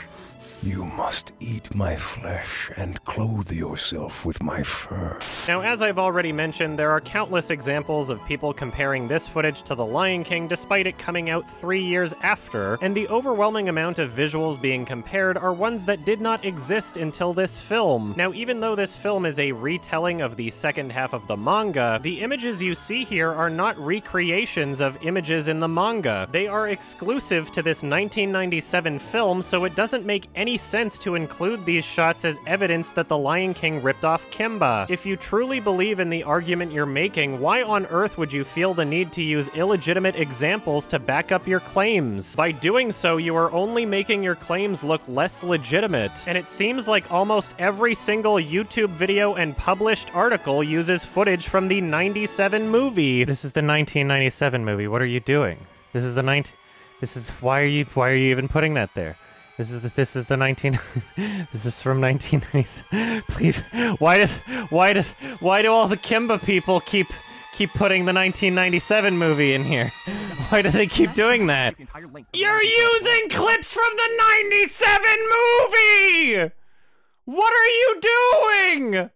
You don't know what you're talking about! Now, there's a good chunk of people using the '97 movie in their comparisons who have just never seen Kimba and they don't know what the fuck they're talking about. But there are also Kimba fans who still consider this to be a legitimate comparison despite the film coming out 3 years after The Lion King. It is fairly common knowledge among the Kimba crowd that this film actually started production in the 80s, and due to a variety of factors including budgetary issues and Tezuka's death, this film went through sort of a development hell. Now, I took this information at face value and had no reason to question it, but just like many other claims from the Kimba crowd, when I actually tried to look into it, I couldn't find any evidence. It's not found on either the English or the Japanese wiki for the film, it's not found on any articles covering the subject, and in the 2004 book from Fred Patten, who is arguably the most well-researched on the subject, he doesn't even mention it despite mentioning the film itself. If this film started production in the 80s and went through development hell for 10 years, why would he not mention that in his book? He even mentions many fans considering the choice of imagery for this film being too similar to The Lion King as being deliberately provocative. That right there would be the point to mention, oh, by the way, this film actually started production in the 80s, so it doesn't really matter anyway. But that is not found anywhere in this book. Every single mention of this claim just points back to the Kimba crowd saying it without actually providing a source. Patten himself mentions that one of Tezuka's last business decisions was to authorize the 1989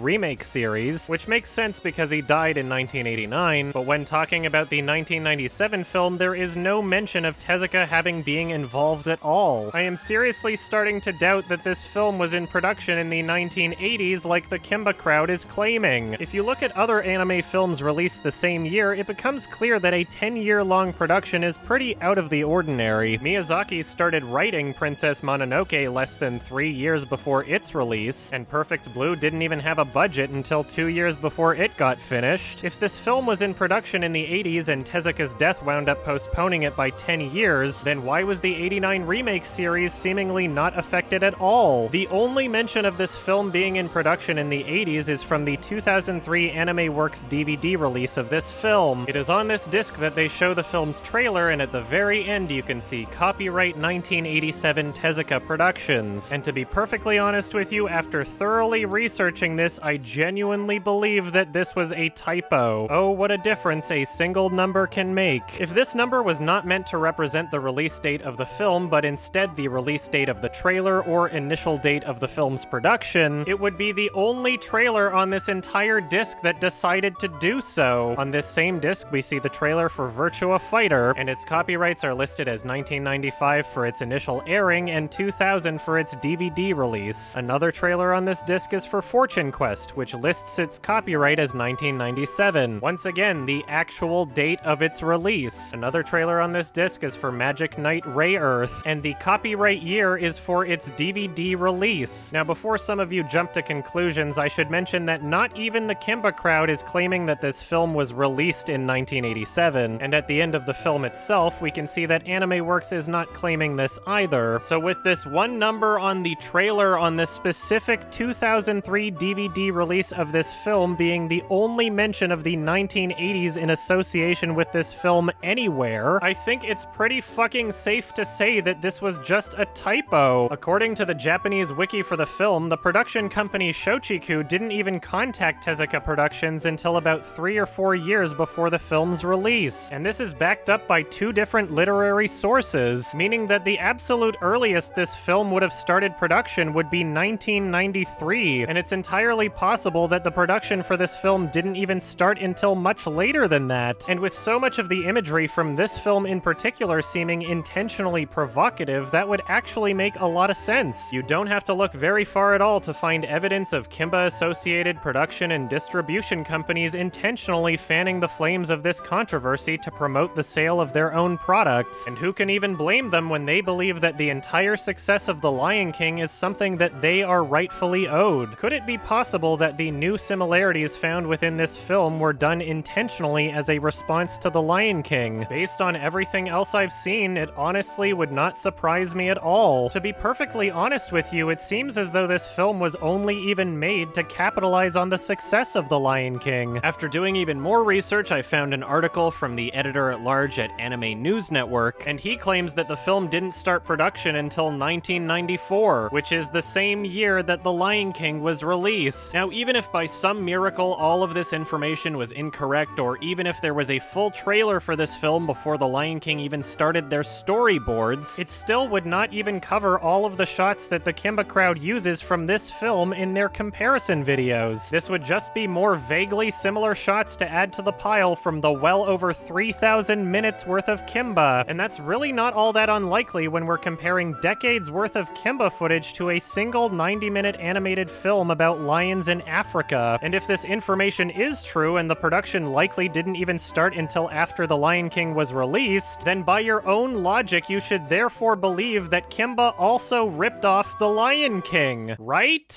Now, when this film premiered at a North American film festival, Disney supposedly sent a cease and desist letter, which is not the same thing as a lawsuit regardless of what a certain viral Twitter thread might say. Regardless, this is a dick move on Disney's part, and I do not agree with it, much like I would also not agree with legal action against Disney from Tezuka Productions. This poorly thought out dispute doesn't really hold any weight towards the legitimacy of this controversy in one way or the other, but it's often mentioned by those who cover this controversy, so I figured I'd make it clear that I do not agree with Disney on this one. Like I said, I am very pro-art and creativity, and Disney as a company has been consistently restrictive on their copyrights. They are largely responsible for copyrights being extended to the ridiculous length that they are today. There are plenty of legitimate criticisms to make against them as a company, and this is one of them, even if it now seems likely that this film was only even made to capitalize off of The Lion King's success. As for the accusation that The Lion King ripped off Kimba, however, I disagree. I disagree, Gary. Anyway, that's all I have to say about this particular film. I cannot for the life of me understand why so many people are so insistent to use footage from this film in their arguments against The Lion King, but whatever, I guess. Let's move on to the next Kimba thing. In the year 2000, a Kimba short film was created to be shown exclusively at the Kyoto Tezuka Museum. There's really not all that much to it, and it just feels like more of the same Kimba thing with a different animation style. Once again, with this releasing well after The Lion King, it should not be included in these comparisons, but I guess that doesn't stop some people for some reason. And finally, in 2009, we have Jungle Emperor Leo, The Brave Can Change the Future. Now, I haven't seen anyone use this film in their comparisons, even though technically it would be just as legitimate as using the previous two. Regardless, I've already talked about all the other Kimba shit anyway, so I might as well give you an idea of what this one's like. This particular film feels like it's probably the biggest departure from what Kimba actually is. It seems needlessly modernized at points and pretty cliched. It kind of starts to lose its identity in a way. At points it just felt like I was watching Digimon or something. They also try really hard to be cute for most of the movie.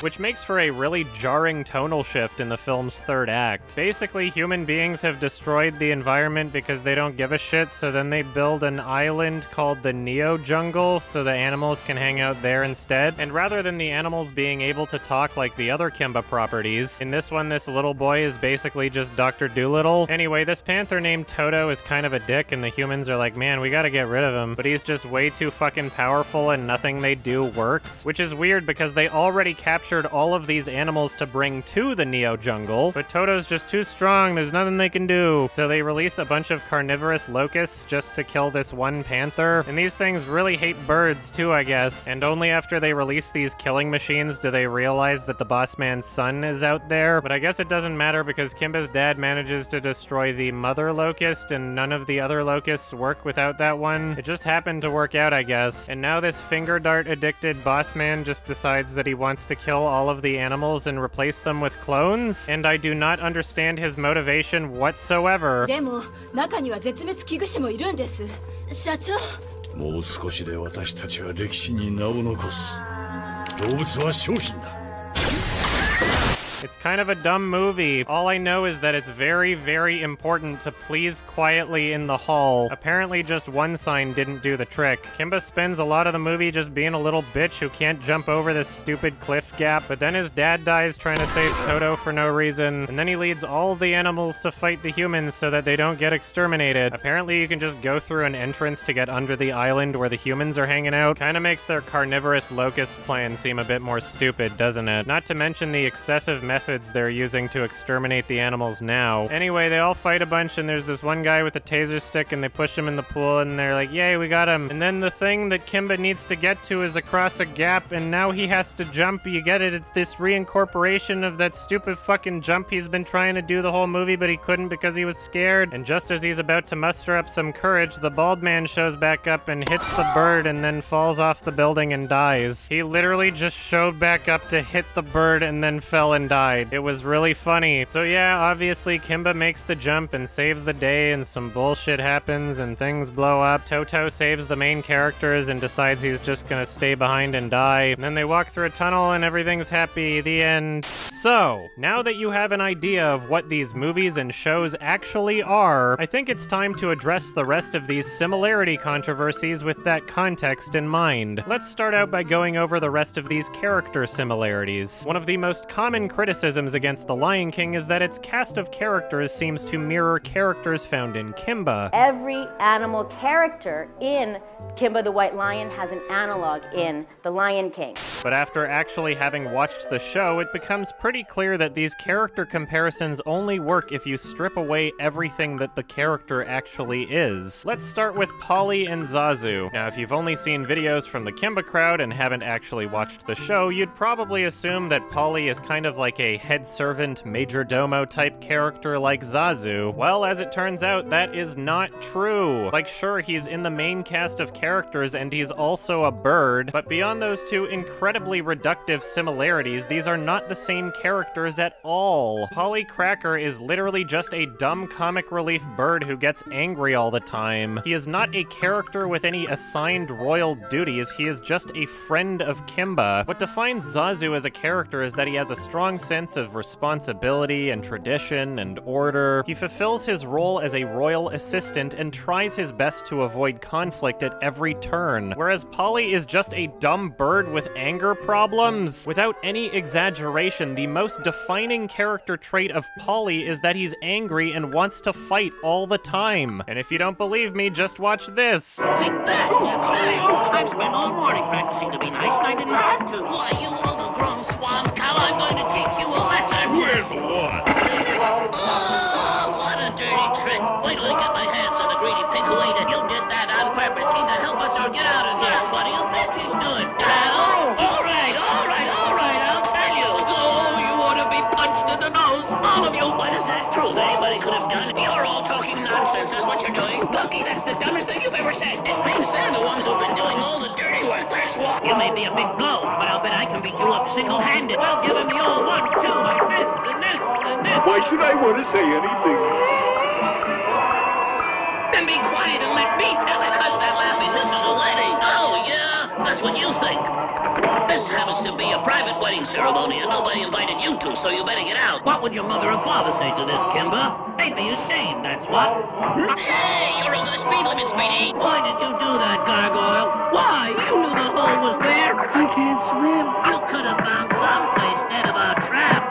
Couldn't you? We don't want you to spoil our plans to honor Caesar. Oh, no, you won't. Not if I can help it. Cold it? No. No, you're not supposed to make so much noise in the hospital. What's the big idea? Stop being short like that. You think I told you about this so that you can go sightseeing for monsters? The trouble is everybody's getting too soft. You do a little work and you're ready to fall asleep. It's all your fault. You said the bar would be safe because they were your relatives. You're just too stupid. That wasn't nice. Look, I'm not taking this anymore. Is that what stamina means? Quiet! Last one who called me Fuzzy Top. I bet.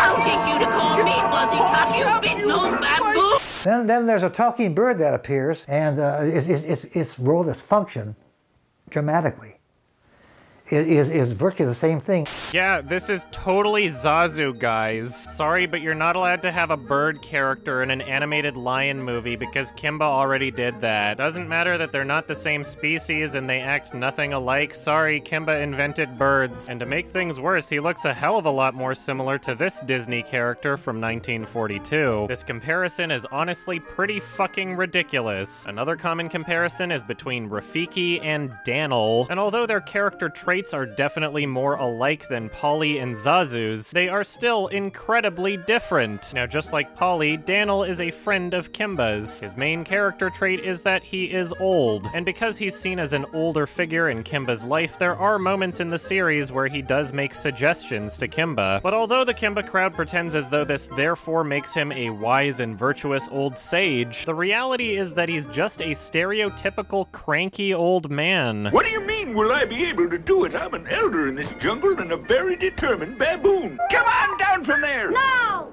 Get off that rock before it falls and takes you with it. Come down here. No! I'm too old and you know it. Oh, be quiet, you big mouth. This is too much. Let's face it, I'm not as young as I used to be. Rafiki is essentially a crazy witch doctor character who is intrinsically connected with the spirit of nature. And when he gives advice to Simba, it's not because he's a cranky old man who just happens to be his friend. He uses his wisdom and connection with nature to discover that Simba's alive, and he actively travels to find him so that he can bring back balance to nature. He is incredibly wacky and charismatic, and the unfathomable wisdom of this character is absolutely essential to Simba's arc. Based on what we see in this film, he is a character that knows more than any other character, whereas Daniel Baboon is basically just crazy old Grandpa Joe Biden. Poor kids are just as bright and just as talented as white kids. He is not a vessel of infinite wisdom, and there are parts in the show where he's just plain wrong. Those men took your mother and father away from you. You have to pay them back. You know what would happen if I took revenge on those men? Don't you, Daniel? There'd never be any peace in the jungle because somebody would always be taking revenge on somebody else. Not only has he given terrible advice, but there are episodes where Kimba actively has to stop him from doing things that are irrational. And regardless of how rational this character is, he is still not really defined as being a wise and virtuous old sage like the Kimba crowd is claiming. The reason why Kimba looks up to him at points in the show is because he's an older figure in Kimba's life. There are points in the show where Kimba refers to him as an uncle. Uncle Daniel, I apologize. And because of this, he does sometimes serve a similar purpose in the show, but he's mostly just an old kook that is often used as a comedic punching bag. Are you going to let those men get away from here? Do something! All right, made your point. Don't be a stubborn old baboon. I'm not budging for this spot. All right. Oh, hey, stop that! Wiley, I said stop that! You won't get away with this, you juvenile delinquent, you hear? Maybe that's what you like.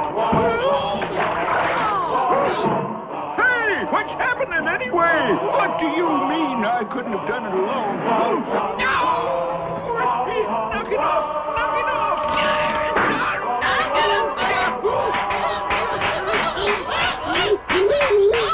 I should also mention that these visual comparisons with both characters holding a stick are pretty fucking bullshit. Rafiki's staff was not only essential to the story, but it was a part of the character's design. He carried it around with him everywhere because it is a part of his character. This stick that Daniel Baboon is holding, however, is one that he just picks up to help him in a fight. Daniel Baboon is seen holding a stick for a total of 20 seconds in the entire series. It is just something they gave him to hit other characters with because realistically he's the only animal that could pick up a weapon. Does anyone seriously believe that the Lion King creators saw the 20 seconds over the course of the entire series of Daniel Baboon holding a stick and thought, oh, a baboon holding a stick, that's perfect, let's include that as part of Rafiki's character? Really? Once again, these are not the same characters at all, and the only way you can pretend that's the case is if you strip away everything about them.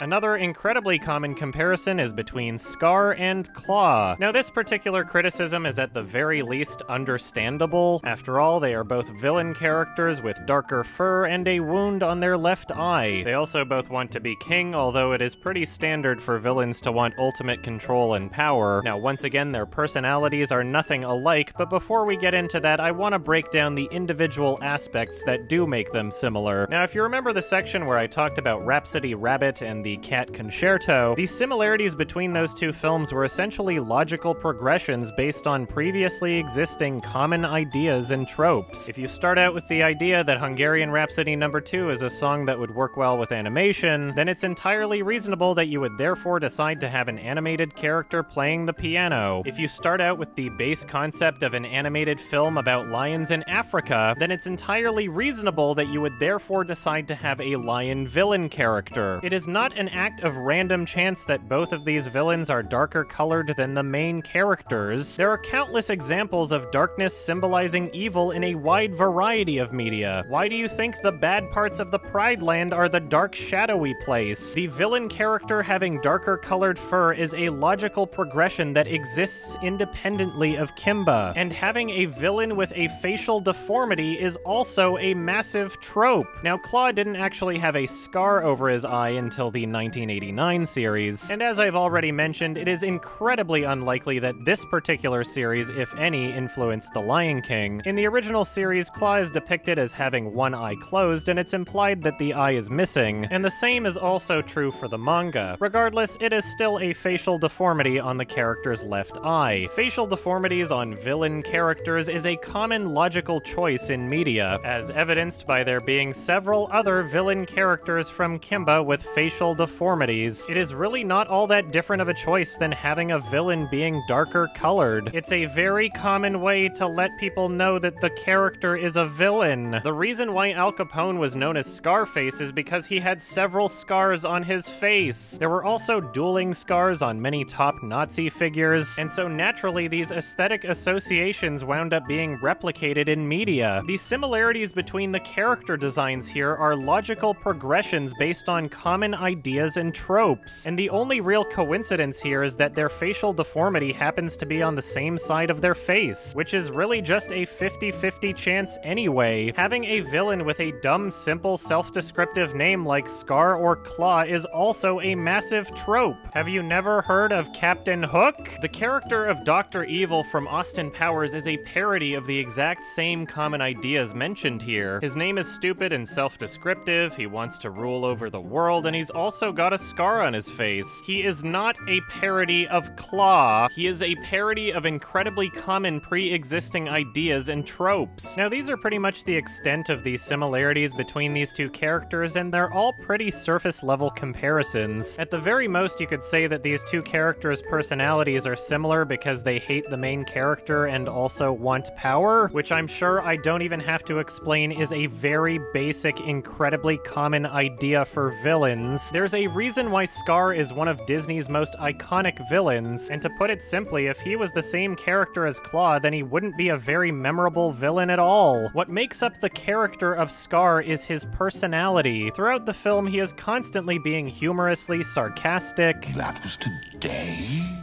Oh, I feel simply awful. Oh, goody. Well, forgive me for not leaping for joy. Bad back, you know. The mannerisms and physicality of this character have so much personality that you can pick up on from watching him, and the way he communicates gives off an almost playful vibe to this evil character. Oh, I shall practice my curtsy. And above all else, Scar himself looks like foreign, weak, and with very female moves. Claw is seriously nothing more than your standard, cliched, boring, run-of-the-mill villain character. I am Claw!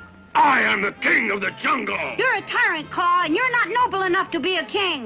You call me the king who'll be sorry! He's not related to Kimba, and he's just some evil lion who happens to be evil. Not to mention, he is canonically an actual pedophile in this show. Are you talking to me? That's right. You're a pretty young thing, aren't you? I like you. How would you like to be my queen when you get a little older? Claw, I really don't understand what's going on. You will. Stay classy, Japan. He just shows up every once in a while to piss off Kimba because he doesn't like that he's in charge. And I am not kidding when I say once in a while, because although he is a recurring character, he is really not all that present or essential to any of these shows. The vast majority of the manga has nothing to do with him. In the 65 series, he appears in 9 out of 52 episodes. In episode 14, he shows up for about 30 seconds near the beginning of the episode, and then the entire plot happens without him. And in the episodes where he is actually a part of the plot, he's basically just doing random shit to piss off Kimba. Like in episode 26, where his plan is to get all the other animals to start eating meat again so they'll distrust Kimba because they'll realize how good meat is and they'll be like, you were lying to us, Kimba. I insist that you take one bite. Put it down! I don't wanna! Take one bite or I will take one bite of you. Yes, sir. It's great! Even in this episode, where he's actually a part of the plot, he's still barely in it. In the 1966 film that is self-described as a summary of the events in the 65 series, he literally does not show up in this film at all. The DVD of this film states that they summarized the show by using episodes 1 and 41 while interweaving scenes from all of these other episodes. And despite Claw appearing in 4 of the episodes that they took scenes from, he is so unimportant to the actual events in the show that they didn't even include a single frame of him. They took scenes from nearly half of the episodes he was in, and he still wasn't in the movie. It is really dishonest to pretend as though he fulfilled the same role in the story as Scar from The Lion King. He is clearly not all that important of a character if you can have a summary of events without even including him. In the 1966 sequel series, he is also not in the entire show, which is funny considering the Scar comparisons that people use this show to make. He actually shows up for a tiny bit in the opening credits of the terrible English dub, but that's only because they decided to use nothing but footage from the first show in the opening credits for no reason. In the 1989 remake series, he appears in a whopping 13 out of 52 episodes. Within this series, Claw does things that Scar would never do, like sacrifice himself for the main character. Once again, his character is just a stereotypical, boring villain, although I will admit that the voice acting in the English dub sounds a lot more similar to Scar than the original show. And now, where was I? You got a problem. Look at this face. Not very pretty, am I right? But it's still not really an argument because the English dub didn't even get created until 1998, 4 years after The Lion King. In the original Japanese dub, the character sounds indistinguishable from any other run-of-the-mill anime villain.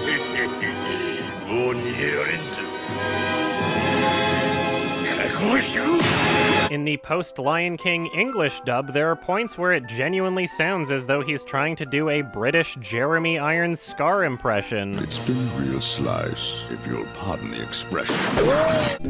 Suspicious. In the 1991 symphonic poem film, Claw is once again not in the movie. Although in this film it makes the most sense because it ends before he would actually show up in the story anyway. In the 1997 Jungle Emperor Leo film, he is also not in the entire movie. In the 2000 short film, yes, he actually exists here. And finally, in the 2009 movie, he is nowhere. Now, if you had only heard about Claw from the Kimba crowd and had never watched any Kimba, you would probably assume that Claw is a lot more important of a character than he actually is. In reality, you could completely remove him from all of these properties and it would not change much at all, which is not something you can say about Scar and The Lion King. The comparisons being made between these characters are so unbelievably stretched that even in Fred Patton's book, he winds up having to combine several different characters just to help support his argument. Even he knows that Scar acts nothing like Claw, so he has to say that Scar is a combination of Claw and Cassius. Cassius is one of Claw's several henchmen, and once again, he is just a stereotypical villain. But I guess Patton threw him in there because he's comparatively more suave? Our plan is working so far. Now what we have to do is find a way to frame Kimba so that none of the animals will trust him anymore and you can step in. Yeah, that's good. I like your ideas. You wanna bet? I've got one more job for you, and you'll do it because it is very important for me.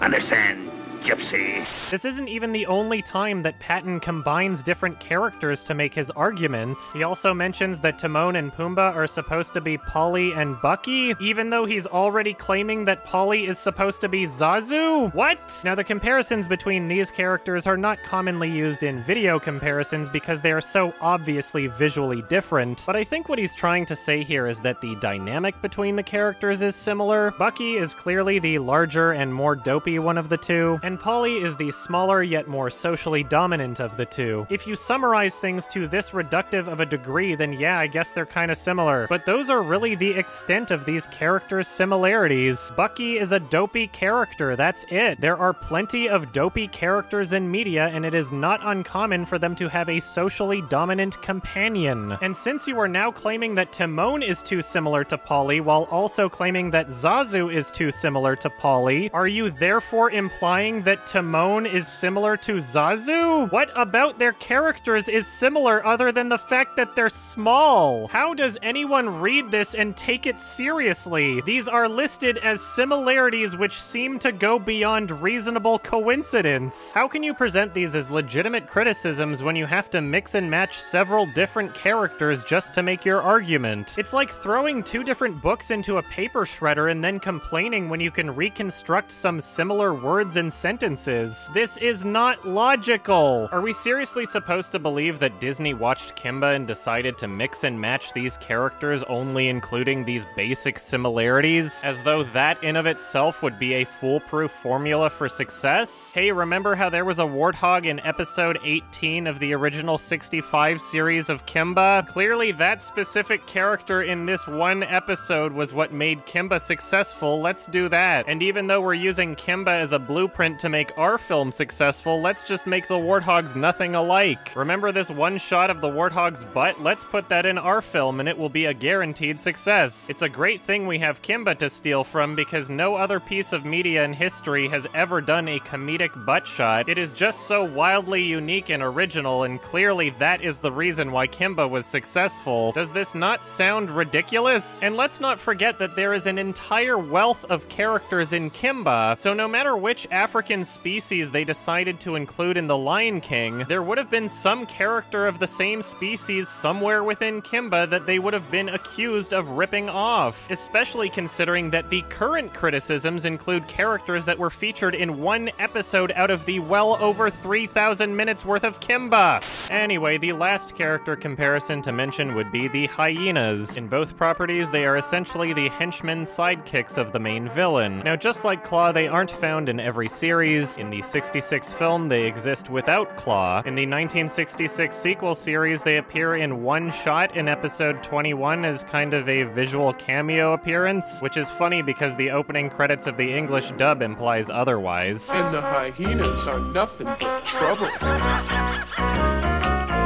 In the 1989 series, they are nowhere to be found, and this is the series that has the most appearances of Claw, but now Claw has a vulture sidekick instead of the hyenas, and Tezuka himself signed off on this series, so I guess they weren't all that important to the Kimba experience. And just like Claw, they also do not exist in the 1991 symphonic poem film or the 1997 Jungle Emperor Leo movie. They also do not exist in the 2000 short film or the 2009 made-for-TV movie. The majority of their appearances are found within the 1965 Kimba the White Lion series, and the vast majority of episodes in this series also do not include them. In the episodes where they do exist, they are more or less a Team Rocket type duo. They mostly just show up to ruin whatever random project Kimba happens to be working on, and quite often when they show up, they do a little song and dance introduction. My name is Tom. My name is Tab. We're experts at the punch.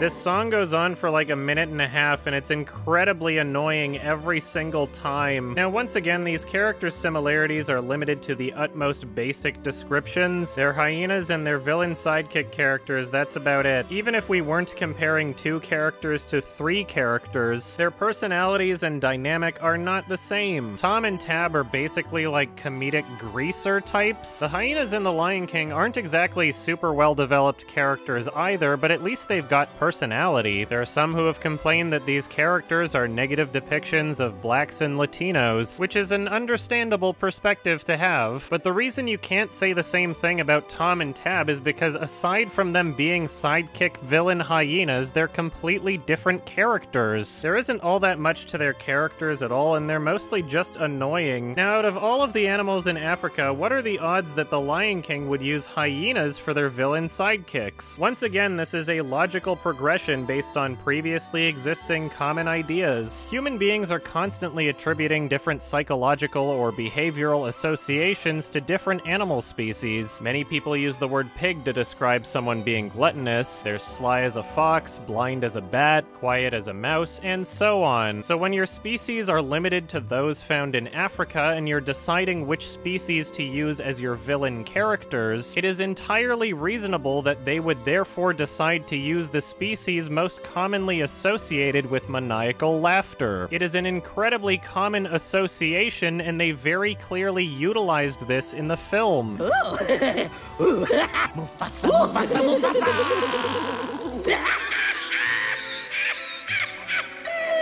Shut up! That is a perfectly logical reason that exists entirely independently of Kimba. And even if that weren't the case, hyenas and lions are natural enemies in real life. Seems like a pretty obvious logical choice that would not require Kimba's existence to make. So yeah, to summarize, most of these character comparisons are complete bullshit, and even the understandable comparisons are ones that just point back to common tropes anyway. These characters are not copy-pasted versions of characters from Kimba, and the fact that some of them are the same species is kind of fucking inevitable, especially when compared to well over 3,000 minutes of Kimba. Lion King producer Don Hahn mentions that there's a limited palette of things you can do in Africa. In a 1994 interview with Los Angeles Times, co-director Rob Minkoff states that whenever a story is based in Africa, it's not unusual to have characters like a baboon, a bird, or hyenas. In this very same article, the fucking president of Tezuka Productions stated that him and his staff came to the conclusion that you cannot avoid having these similarities as long as you use animals as characters and try to draw images out of them. Not even Tezuka Productions thinks that these are legitimate comparisons, so why are people making these arguments on their behalf? Alright, so now with these character comparisons out of the way, let's go through the rest of these similarities which seem to go beyond reasonable coincidence. The next similarity I haven't yet mentioned would be the stampede scene. A stampede is a key event in the hero's life. My god, if you read this without having watched the show, it almost seems like a stampede is a key event in Kimba's life, but in reality it's just another incidental flavor of the week episode conflict that, if removed, would change nothing about the show. Now, I probably don't need to explain that the stampede in The Lion King is absolutely necessary for the sequence of events in the film. In Kimba, this takes place in episode 39 of the 1965 series, and the stampede of antelopes is not something that takes place because a villain character orchestrated it as a trap. It happens for quite literally no reason. 20 years ago,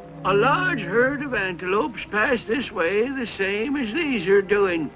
Why they came together or where they were headed for, no one ever knew. It's a good thing The Lion King happened to use wildebeest instead of antelope, or else we'd never hear the end of it. So Bucky decides to catch up with them to convince them to stop ruining their crops, even though they were well past the crops already. And when Kimba catches up to him, he sees that he's hanging on to a tree with his sidekick friend close by. Hang on, I'll save you!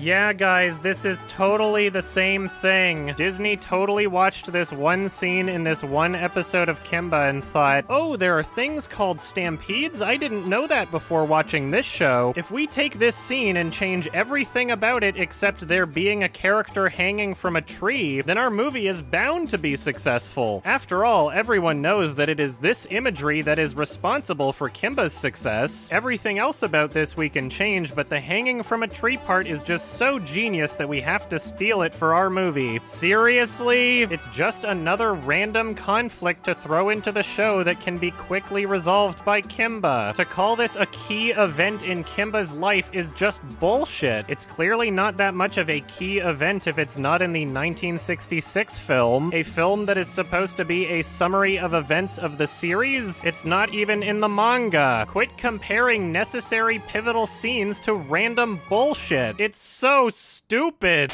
Another comparison left to mention is that lightning starts a fire and rain puts it out, as if that's a unique idea at all. It's a good thing the people over at Disney watched episode 48 of Kimba the White Lion. How else would they possibly have come up with such a unique idea? There are countless pieces of media in existence where lightning starts a fire, and Kimba certainly did not invent the idea of showing rain putting it out. If there's a fire in a film about animated lions in Africa, the logical progression would be to show rain putting out that fire. They are animal characters in nature. Were you expecting Simba to grab a fire extinguisher or what? Even if we ignore the fact that this is something that happens in nature, the way it's being described here completely ignores the gigantic differences between these two examples. In The Lion King, it was mostly used as an aesthetic choice to match the tone of the events taking place. In episode 48 of Kimba, the fire was the episode's antagonist, hence the episode title, The Red Menace. Basically, lightning starts a fire and it burns all the grass, and so the elephants don't have any food to eat, so they go to a different part of the jungle to get some food, and the elephants there are like, no, we're not sharing it, and so then Kimba tries to steal it, and then the elephants find out and they get really mad, and then they capture him and try to actually murder him, but then the fire catches up to them and the elephants run away, and it looks like Kimba's done for, but then miraculously some rain puts out the fire in this area, and after the rain stops, we see that the fire managed to survive. So the rain didn't actually put it out because it's still going. So Kimba decides that the best way to stop the Red Menace is to build a wall. The walls of stone and clay protected us from the Red Menace.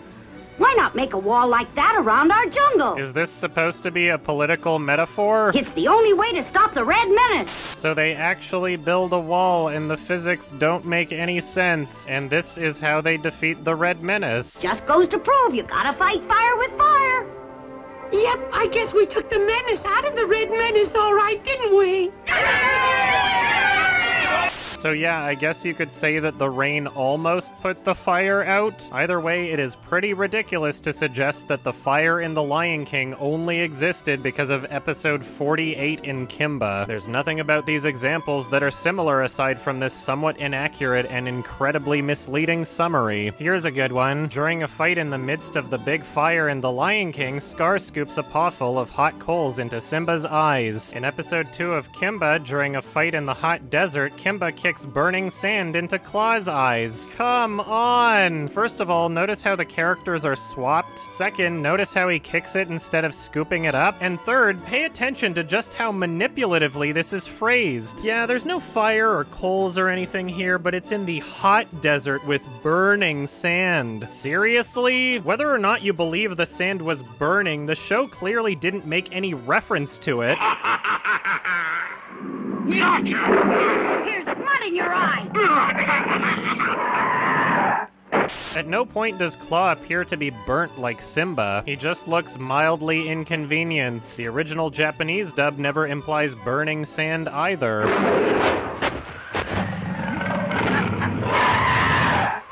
Whether or not you want to argue that the sand was in fact burning, it didn't have any relevance to the scene. It would be entirely incidental and have nothing to do with what happened. So why on earth would anyone use this type of phrasing unless they're intentionally exaggerating the similarities? I am not saying that that is for sure what's happening here, but when I read shit like this, it sure as hell seems like it. And that's the last of the comparisons in this book that I haven't already covered. Just a lot of selective and unfair comparisons that don't make any sense when you actually think about it. The only thing really left to cover would be the statements from Matthew Broderick and Roy Disney. In a 1994 press junket interview recorded by Matt Levitz of the Matt and Greg Used to Interview Movie Stars podcast, Matthew Broderick says this. No, I didn't know what they wanted, you know? In fact, I kept going around the city telling everybody I'm playing Kimba. I'm Kimba. Which is, you know, there was Kimba the White Lion, was this series when I was a little kid, some Japanese cartoon. So I thought I was, you know, that Australian white lion that runs along, and I kept telling everybody, you know, and Kimba the White Lion is his name. And this is somehow treated as a smoking gun from the Kimba crowd. I'm not sure if you know this, but Matthew Broderick did not write The Lion King. He is an actor who played the role of Simba. You know, I didn't know what they meant casting me or what they were after, really. All this proves is that he's seen Kimba before, although apparently not with perfect memory anyway, because I'm not sure why he called Kimba Australian. That Australian white lion that runs along.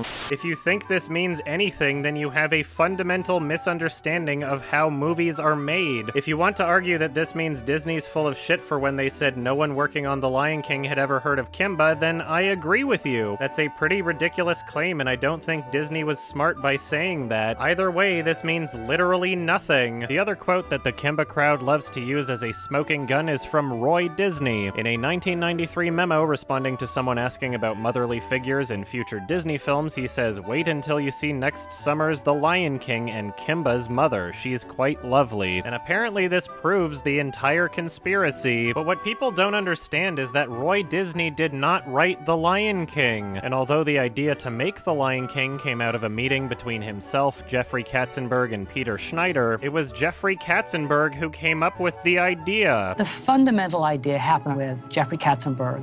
We were in Europe on a press junket for Oliver and Company.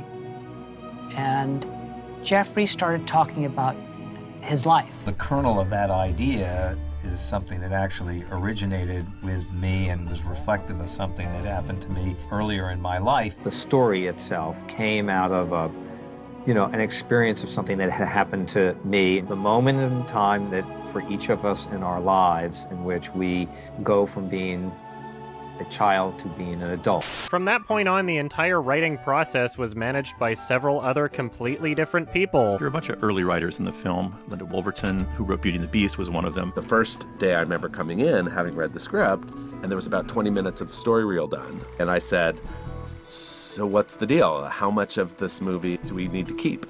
And you said, "None of it." It honestly just seems like either this was a typo or he accidentally got the names confused. And if he had heard of Kimba before, it's really not all that crazy of a mistake considering how similar the characters' names are. I mean, just the name is similar.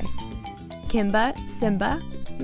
Suspicious. This does not prove that Kimba was used as a blueprint for The Lion King, especially considering just how wildly different these two properties are. It's pretty obvious to me that there are some people who worked on The Lion King that were aware of Kimba, and when Disney tried to claim otherwise, it seemed as though they were only doing so because they were met with accusations of plagiarism. It's important to understand that Disney is a soulless corporation, and when you get a quote from a spokesperson for a soulless corporation, it's likely going to be something that was approved by their lawyers, and lawyers for soulless corporations aren't going to allow even a shred of a sentence that could be interpreted as admission of guilt. When it comes to the actual human beings who worked on The Lion King, however, their responses are a lot more reasonable and nuanced. When co-director Roger Allers was asked if anyone on production was familiar with Kimba, he said, "Of course it's possible." Charlie Fink, who is credited as pitching The Lion King as Bambi in Africa to Jeffrey Katzenberg, was also asked about this, and he says that if other people knew about it, they didn't talk to him about it. The idea that nobody who worked on The Lion King had ever seen or heard of Kimba is pretty ridiculous, which is why the same Disney spokesperson wound up revising their statement 4 days after it was made. There are definitely a few people that worked on The Lion King that came forward after the controversy saying that they had heard of or seen Kimba, but not only is this just a few people out of the over 700 credits on IMDb, but every single one of them still insists that Kimba had no influence on The Lion King. And especially considering all that I've covered in this video, I don't see any reason to accuse them all of lying. Is it still possible that there were individuals who worked on The Lion King that were either consciously or subconsciously inspired by Kimba? Of course, that's entirely possible, and I would never claim otherwise. But if Kimba were used as a blueprint for The Lion King like the Kimba crowd is claiming, then why would not a single person who worked on it say this? Especially when they're so open about being inspired by Hamlet and Bambi. Before I came aboard, it was described as Bambi in Africa with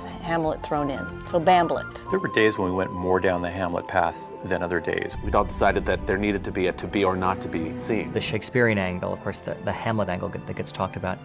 we took in all of that. Regardless of whether or not you believe that Kimba inspired The Lion King, the fact remains that none of these incredibly exaggerated similarities are responsible for The Lion King's success anyway. The Lion King was successful because it was the perfect collaboration of talented artists working together. The characters and their animation and their dialogue and the soundtrack and score and the overall tone and experience, these are the elements that came together to make The Lion King a successful film. If The Lion King was more similar to Kimba, then it would have been less successful. Otherwise, these millions of people who were aware of Kimba would have actually watched the show. There's no denying that these two properties are massively different experiences, so if their goal was to steal from the success of Kimba, then why would they change everything about it? Seems kinda counterintuitive if that was supposedly their plan the whole time. Anyway, that about covers this entire controversy, and with so much misinformation on this subject, this video felt pretty necessary to make. Hopefully now people will understand what the controversy actually is, and the people making exaggerated claims like The Lion King ripping off the whole story of Kimba will not be taken seriously. I should mention that since starting this review and publicly streaming my editing process, The Hollywood Reporter has mysteriously changed their article's header image.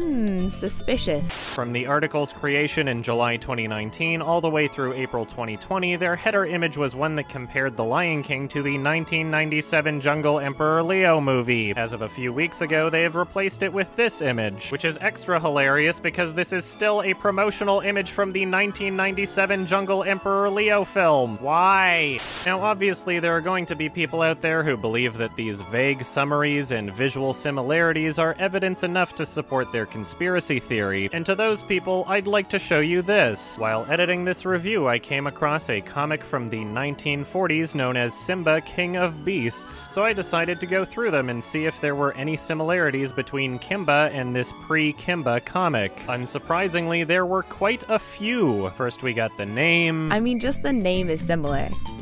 Kimba Simba? Suspicious. Simba is also the king of the jungle, and he's also challenged for the throne by a rival lion named Slita. There are so many similarities between Kimba and this pre-Kimba comic book that I decided to make my own Kimba crowd style video.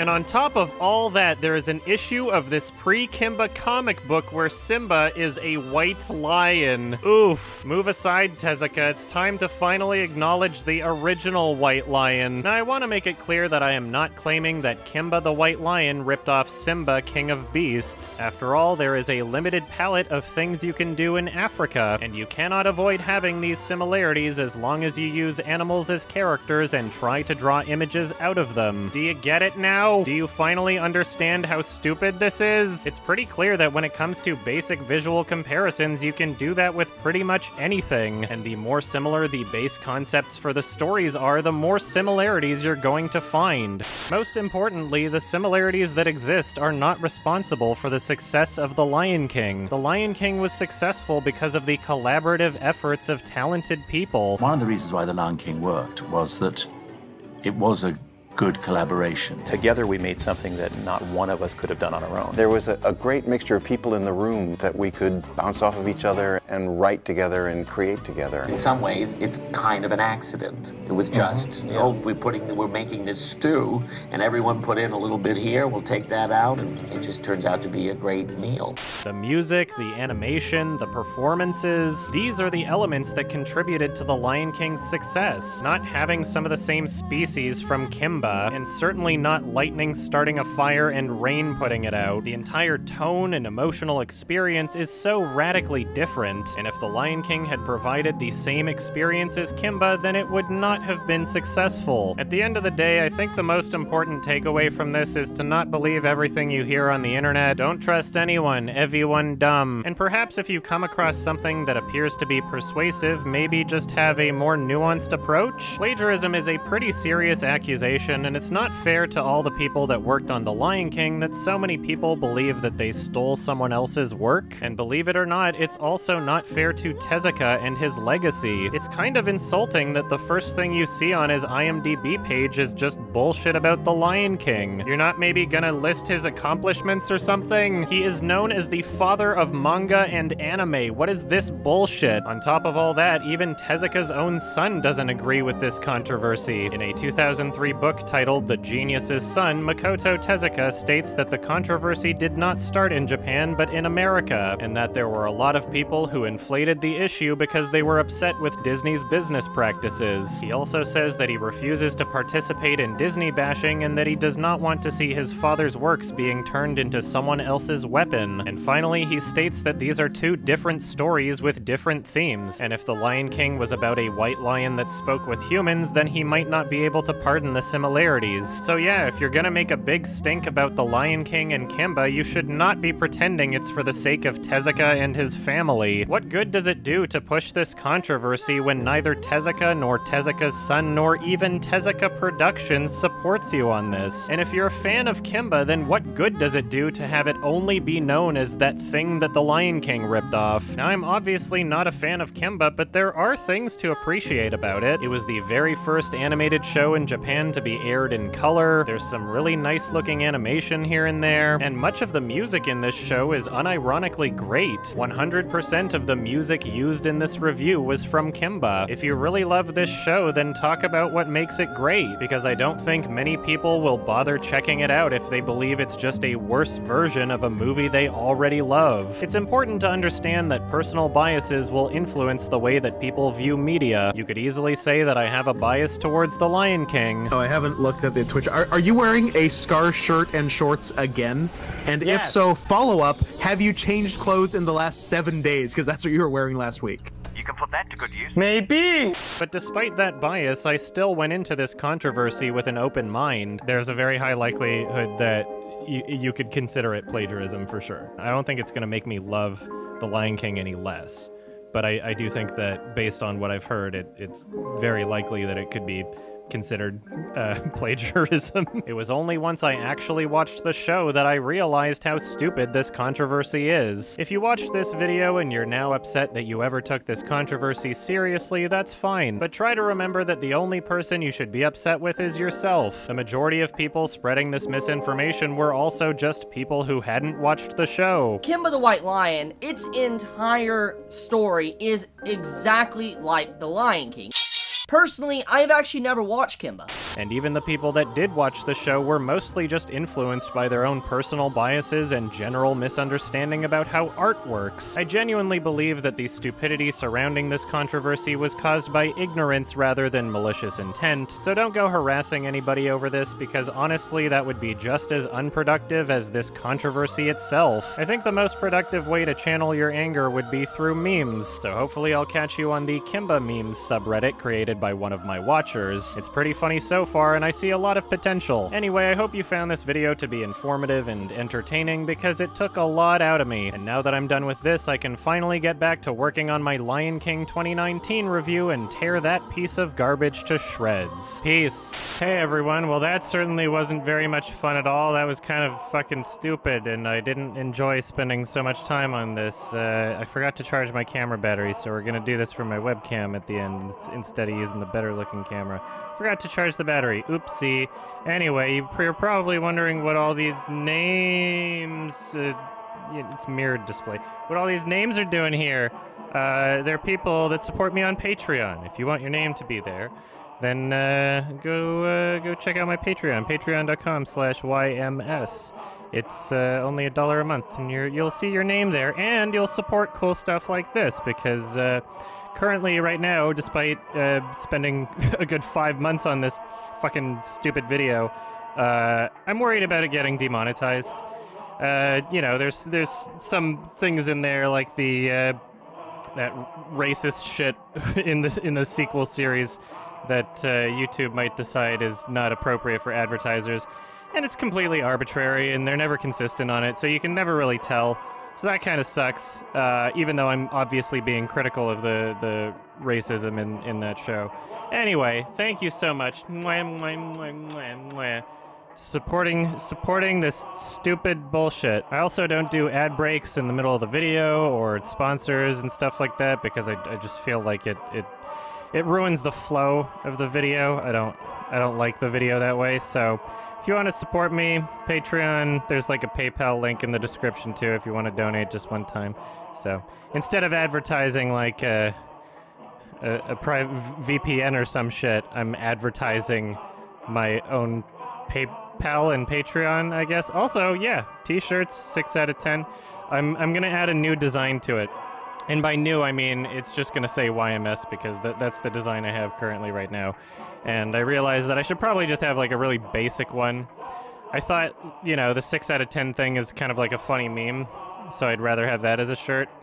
But I got some comments from some people saying things like, hey Adam, I really want to support you, but I'm not conventionally attractive enough to wear a 6 out of 10 shirt and not have it be a point of ridicule.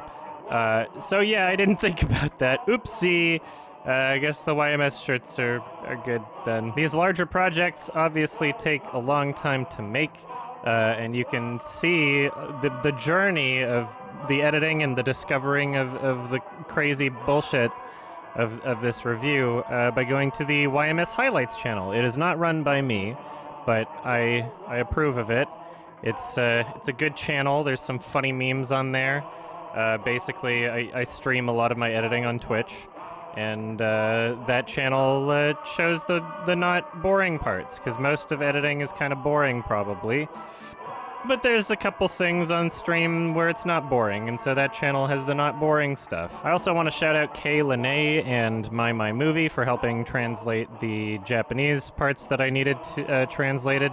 This was kind of a weird project, involved a lot of work, and I got some help in a few places. Thank you, Saberspark. Thank you, Shinobi03.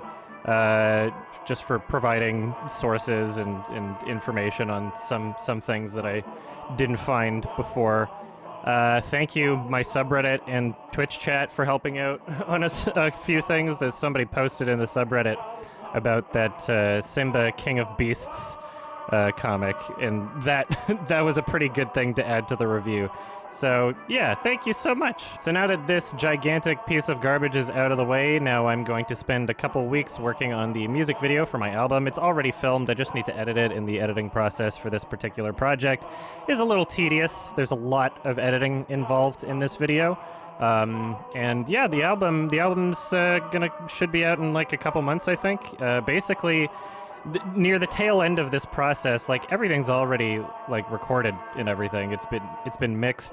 I'm just basically going back and forth between the person mastering and then saying like, okay, make this adjustment here, make this adjustment here, blah blah blah, and then waiting for them to get back to me. So like I'm in the waiting situation too. I'm basically literally just waiting for files to get back to me so that I can suggest more changes, etc., etc. And because, you know, I'm not the only project that they're working on, they'll usually have dates booked with other projects, and I can't book a date for my project until I know that there's changes that I want to make, and I can't do that until I have the files back. But yeah, I mean, like, the album should be out in probably a couple months. The album artwork is done, and I'll probably be posting that somewhere too. It was made by the very talented Lovisa Morin, and yeah, I'm hyped for it, and it's finally coming. And yeah, anyway, couple weeks on album stuff.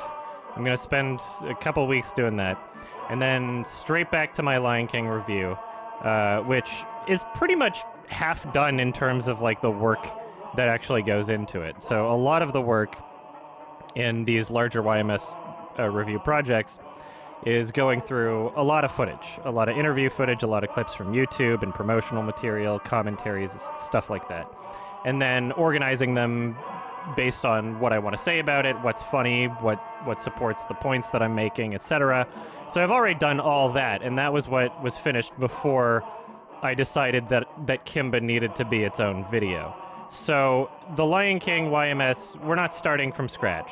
There's a good amount of work done on it, so it shouldn't take as long as the Kimba review. I don't expect it to be as lengthy as the Kimba review. I couldn't imagine that I would have 2.5 hours worth of shit to say about the Lion King 2019. It might be over an hour, probably over an hour, but I'd be very surprised if it was over 2 hours anyway. And right after the Lion King YMS, then I'll be finishing up the Synecdoche New York series. So part 6, and then, you know, there's not gonna be a part 7. I'm gonna do part 6 until it's done, because I've completely abandoned making videos in parts anyway. You know, I'd rather just have everything all out as one thing, which, I mean, there's already 5 parts of Synecdoche anyway, so I can't, like, go back in time and do that. But yeah, if part 6 is 40 minutes, it won't be part 6 and 7. It'll still just be part 6, the final part. Yeah, I think, you know, the videos, I enjoy them better when they're all in one part.